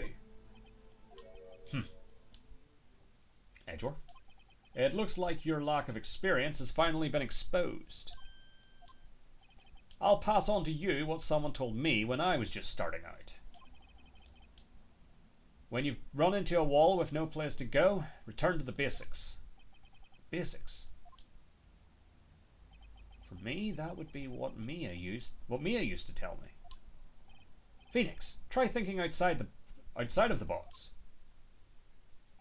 I shouldn't look for proof that Officer Marshall was in disguise, but rather I should look for evidence that came about because he was in disguise. Why do you think this locker was opened in the first place? What do you mean? There's no reason for Officer Marshall to open his locker at the time of the crime. Yet he did, despite the chance it might be discovered later as it has been. Which means he didn't originally plan to open his locker. According to the defense's argument, Officer Jake Marshall dressed up as Detective Goodman at the time of the crime. Then, after the crime was committed, he opened his own locker for some unknown reason. The fact that a white cloth is sticking out of the locker seems to indicate that he opened it in order to put the cloth inside. So, just what exactly is this piece of cloth? Perhaps the video is the key to all our unanswered questions. I don't have any evidence, so this video is my only shot. Very well, let's take yet another look at the security tape. After committing the crime, the witness opened the locker to put away the white cloth. Please show us why the witness had to open his locker. It's the blood? Presumably.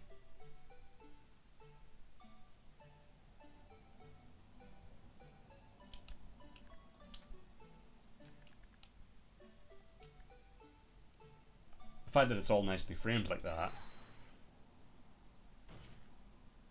For some reason, you disguised yourself as Detective Goodman and entered the evidence room, though I don't know to what end. Yet.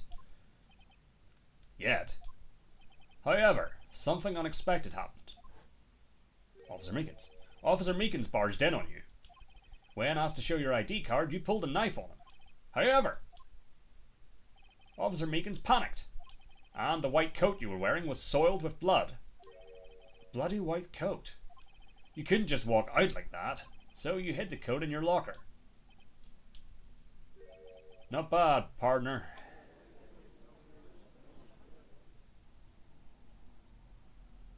It's all coming together. Now then, Officer Marshall, are you ready to tell us the truth? Looks like I underestimated y'all.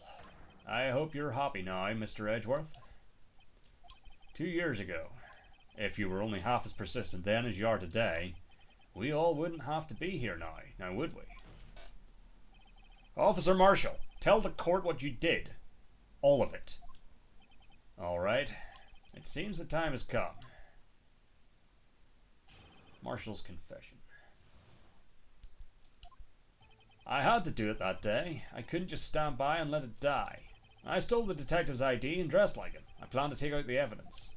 I wasn't expecting Officer Meekins. I knocked him out and managed to escape. I knew which areas wouldn't be caught on the camera. There wasn't any murder in the evidence room at 5:15. So the supposed victim was really you. But there's one thing I still don't understand. Traces of a large quantity of blood were found on the floor of the evidence room. If no one was murdered, then how could that be? Officer Meekins managed to cut his own hand. My guess is he's the donor.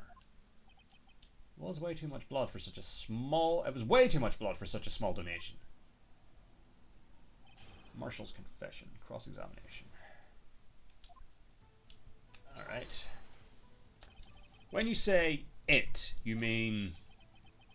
Do you even have to ask, partner? The SL9 incident. 2 years have passed since that case was closed. It was going to completely end with the transfer that day. Not if I have anything to do with it. That incident's not over. But what did you hope to accomplish by sneaking into the evidence room? When a case is closed, only the case's lead detective can look through the evidence. I wanted to have a look at it myself one more time. No matter what the cost. I don't care what anyone says, partner. That case is mine. But Officer Marshall wasn't in charge of that investigation. Why does he care so much about it? That day was my last chance. That's why I stole the detective's ID and dressed like him. I planned to take out the evidence.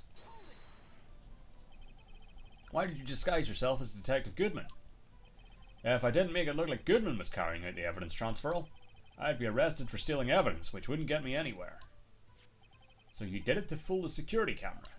And the detective's ID card? I stole that the morning of the incident. So that really was why Goodman started filling out that lost item report. I returned his ID card. I left it on the floor in the prosecutor's office parking lot. The ID card I found was left there by Officer Marshall. So essentially, you managed to succeed despite your lack of foresight. What do you mean, partner? I mean the fingerprint activated lock, of course. No matter how well you disguise yourself, you can't change your fingerprints. Under normal circumstances, you wouldn't have been able to open that locker yourself.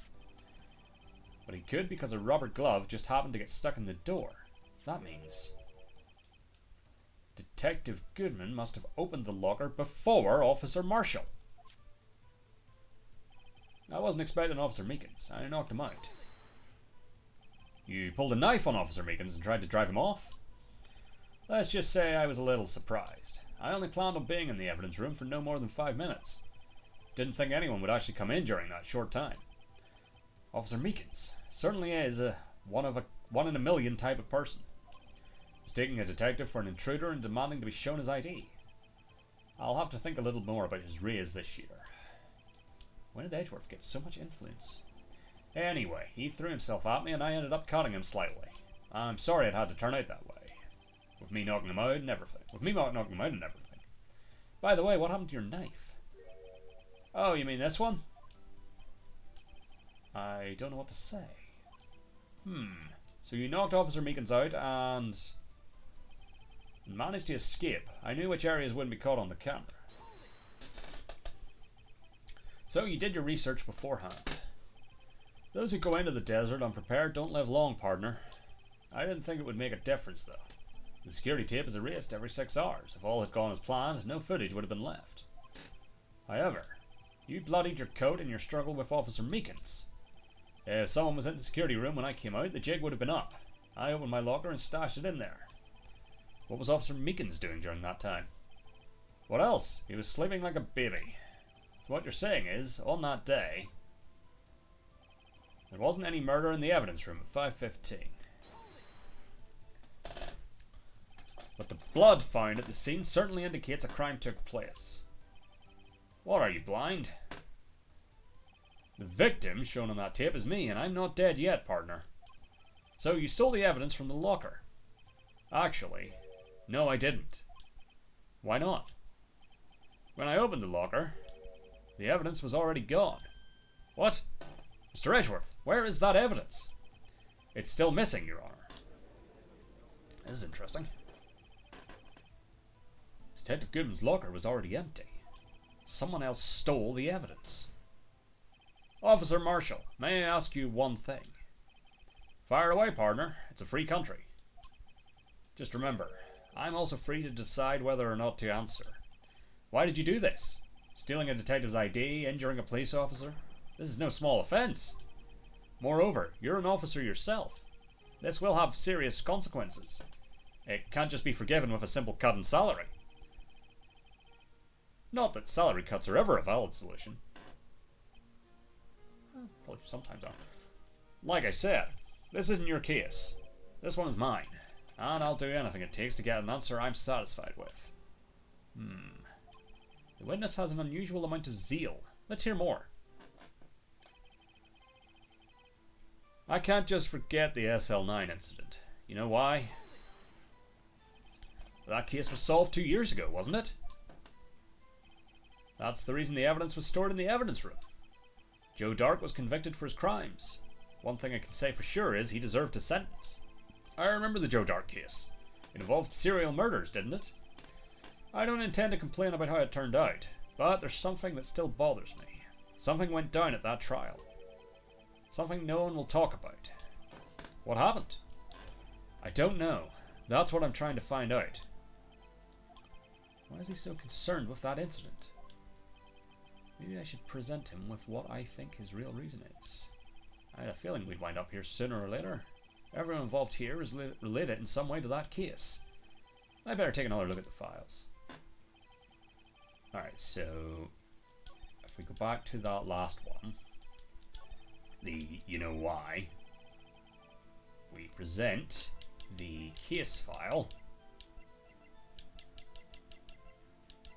because I am 90% certain that Neil Marshall is going to be related to Jake Marshall.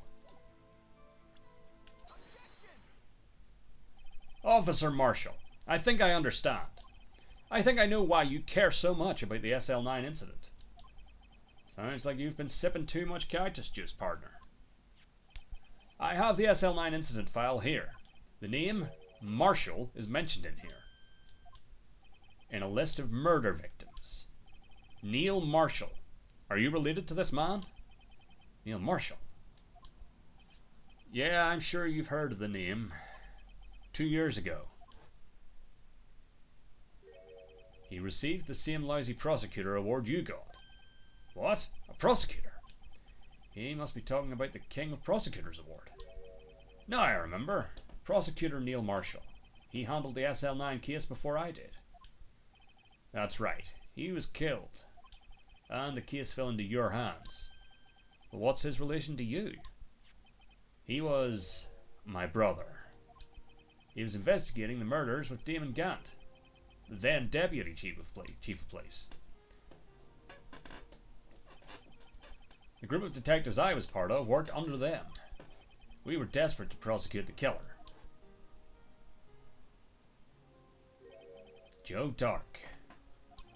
My brother fought Dark and was killed. That was the first time Dark left behind any evidence. That was all we needed. He was arraigned and incarcerated. The case was finally closed. At least according to the public records. What do you mean? My brother couldn't have been killed by Joe Dark. I knew my brother better than anyone. No one could have beaten him in a fight. And that's it? That's your reason for your insane actions?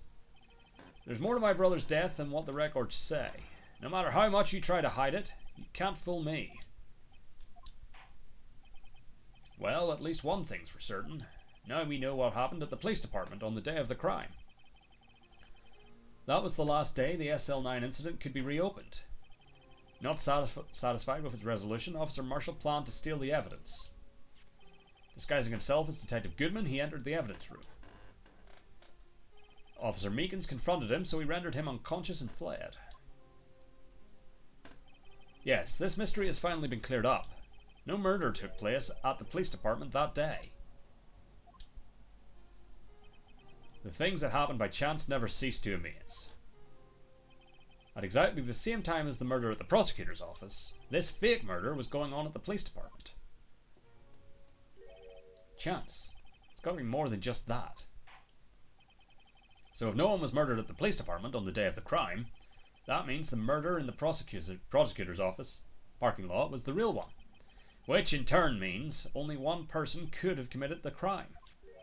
Chief Prosecutor Lana Skye. But wait! A verdict wasn't reached in yesterday's trial. Which is why we examined the incident at the police department today. But there's only one reason the defendant was not convicted yesterday. There yet remained the mystery of the simultaneous murder at the police department. It seems to me, this boy's got the draw on you, partner. All of the mysteries at the police department have been resolved, no doubt about it. Our sole murder took place at the prosecutor's office. The only suspect is Lana Skye. And the testimony of one Miss Angel Starr is completely incontestable. If you have a response, make it a single word or less. Arrgh! Damn. I rest my case. Interesting. It seems this trial has reached its conclusion. There's no room for doubt. Well done, Mr. Wright. Thanks to you, I didn't need to waste my time disproving the alleged murder at the police department. There's no doubt what I proved today is true. The apparent murder on the security camera's tape really was fake. But I didn't realize that would end up proving Lana guilty. Now then, the time for the verdict has arrived. This court finds the defendant... Hold it!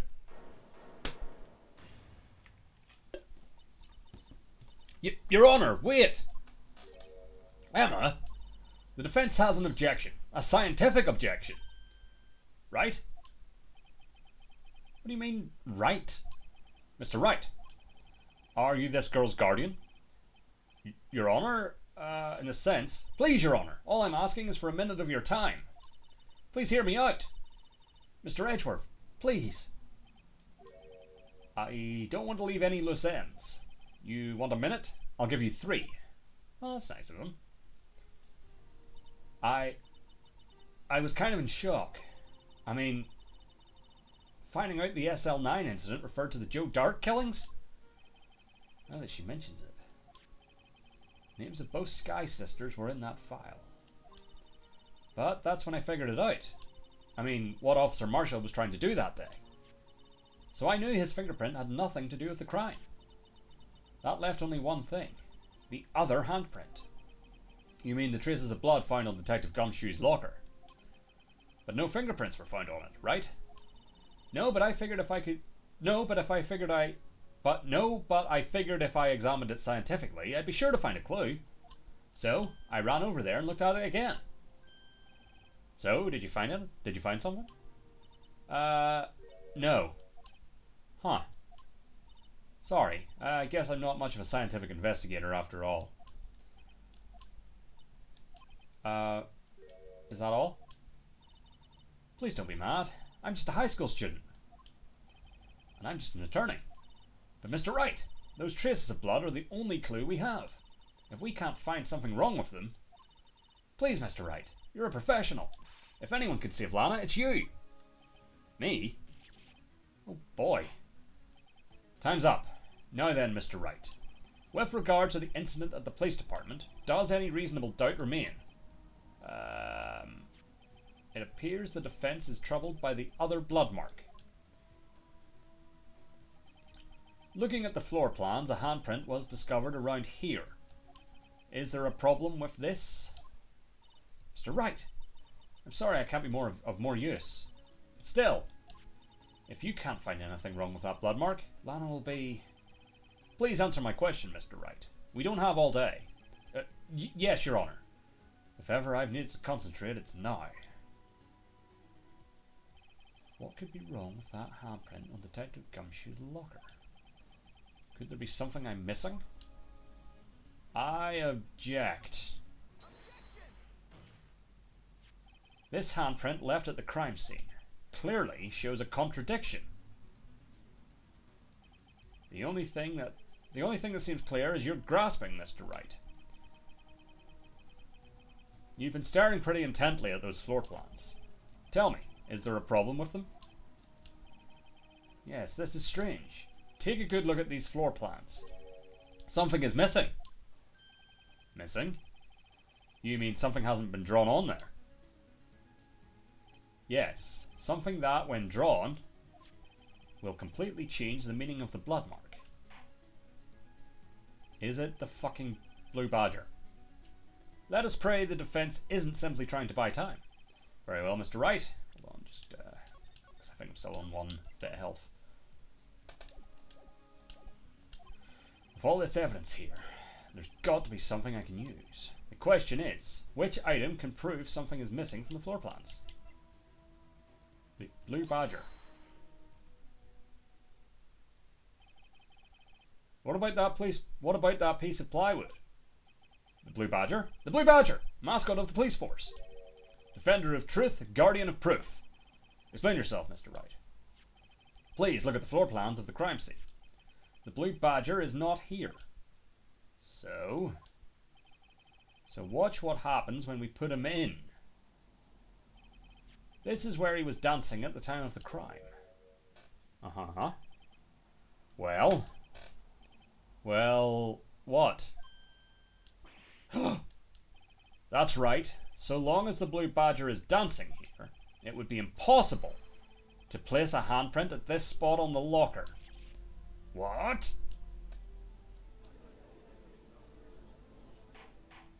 Alright. So that means... just exactly what does that mean? It means it can't be done. What are you saying? Blood traces were undeniably found on that locker. Don't look at me, I didn't put it there. Mr. Wright, think it through scientifically. Emma. On that afternoon, Officer Meekins was the one who brought the Blue Badger to the evidence room, right? After he put it down, it would be impossible to leave a handprint on that locker. So that must mean this blood mark was left there before the Blue Badger was brought in. Just one moment! I will not allow such far-fetched balderdash in my courtroom. It may sound far-fetched, Your Honour, but it's the only possible explanation. On February 21st, in the police department's evidence room, blood was spilled not once, but twice. But how? One time was captured on this tape, taken by the security camera. Yep. Officer Meekins cut his hand, from which a trivial amount of blood fell. The problem is, the other time. Uh-huh.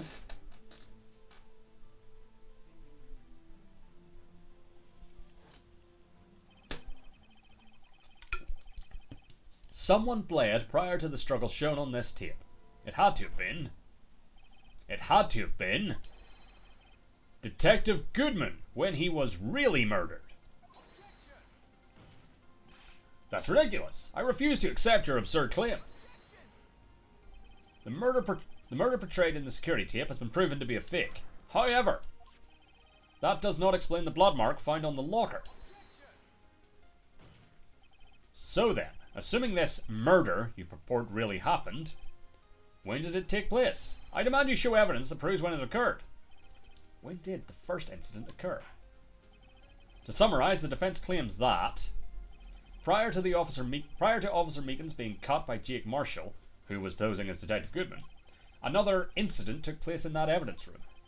That's right, the blood mark on the locker proves this. Very well, then tell us, when did this first incident occur? As Mr. Edgeworth said, proof must be presented. Proof that shows when the murder took place. There's only one piece of evidence that can show that. Now then, will the defence please present its evidence? What shows when the first crime took place? Well, it's got to be the card record. If the crime took place inside the evidence room, then the killer would have had to enter it. And in order to do so, an ID card would have been required. An ID card. Oh, the ID card record. Officer Meekins brought the Blue Badger panel into the evidence room at, let's see here, 4:50 p.m. If the crime took place before that time, then it would be 4:40 p.m.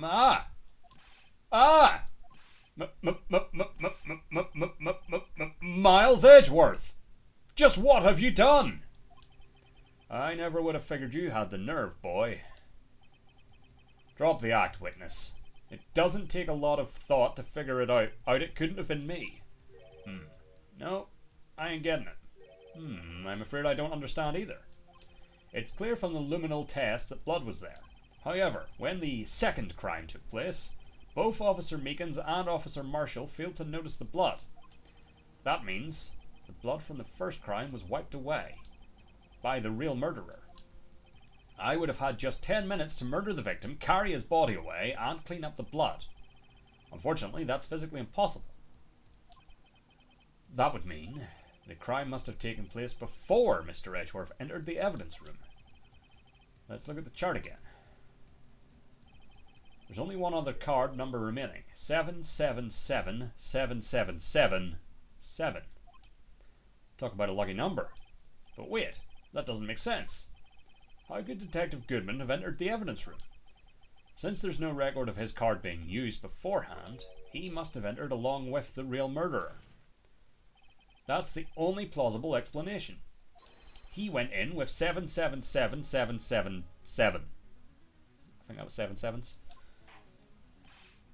Mr. Edgeworth, please look into this ASAP. Find out whose ID number is 77777777. There we go. That's 17 too many, Your Honour. He did eat. Unfortunately, I'm unable to look up the owner of that ID card. At least, at present. What? Explain yourself, son. The ID number 77777777 belongs to someone with a rank of captain or higher. Someone who is a so-called executive officer. We don't have the authority to inquire into such a person's identity. But that's ridiculous. Just how... I'm not finished talking, Mr. Wright. There is one situation in which we can be granted such authority. If an official charge filed against an executive is accepted. An official charge. You're all alike, aren't you? With your cover-ups and your forgeries. That's how the prosecutor's office operates. I take pride in my work, Officer Marshall. I would appreciate it if you would keep your slander to yourself. Slander, is it? Okay, let me ask a question. Yes? No, not to you. To her, the defendant sitting over there. Your own little executive. Lana? Don't be stupid. She's been charged with murder. Of course we've looked at her ID number. And it's not 77777777. That might have been too many sevens, I'm not sure. Don't play me for a fool, partner. That's not what I want to ask. All I want to know is one thing. About that incident. The SL9 incident? Answer me this, Chief Prosecutor. In that trial 2 years ago, did you really only use legitimate evidence?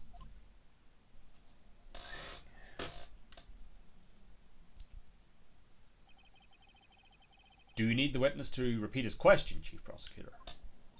I heard him fine, Mr. Edgeworth. 2 years ago, I was in charge of the prosecution for that trial. At the time, occasionally we felt the powerlessness of the law.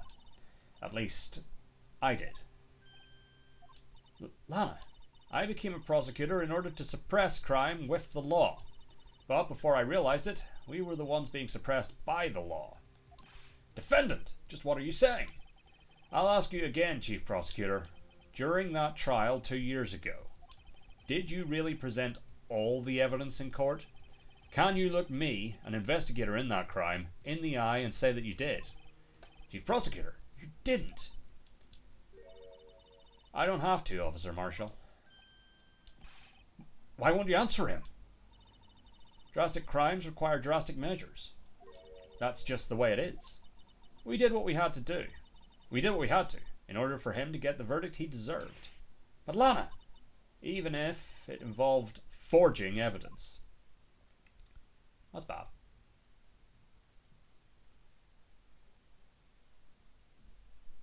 Like, categorically, that's not good. See? That's what I'm talking about. No. No! Order! Order! Order! Order! Lana's remarks caused such a stir that chaos in the courtroom could not be quelled. The conclusion of the trial would have to wait until the following day. To be continued. Feels like we're at the end, though. Do I want to just follow this on through tonight? Or no? Well, we're now on to investigation. I think I'll leave it. Yeah. We will come back to this. How do I get to the main menu? Do I get to the main menu? Oh, task screen. There's the button. Super. Yeah. So probably the next time we will finish this case. We shall see. If it goes like really short, I'll just start into the second game, just for time. But probably at least a wee bit of time if there's still an investigation and a trial to go. So yeah, I would say definitely we'll finish it next time. And again, if it goes like stupidly short, we will just do a wee bit of the next case in the second game, just to make it a full stream. But that'll do it for tonight and for this week. So yeah, so we didn't get round to Planet Coaster 2. We were meant to do that today, just didn't have time. Went to see Good Luck, Have Fun, Don't Die earlier in the afternoon. It was amazing. Didn't get home in time to have a second stream. I was also dyeing my hair. So that'll be the first stream next week.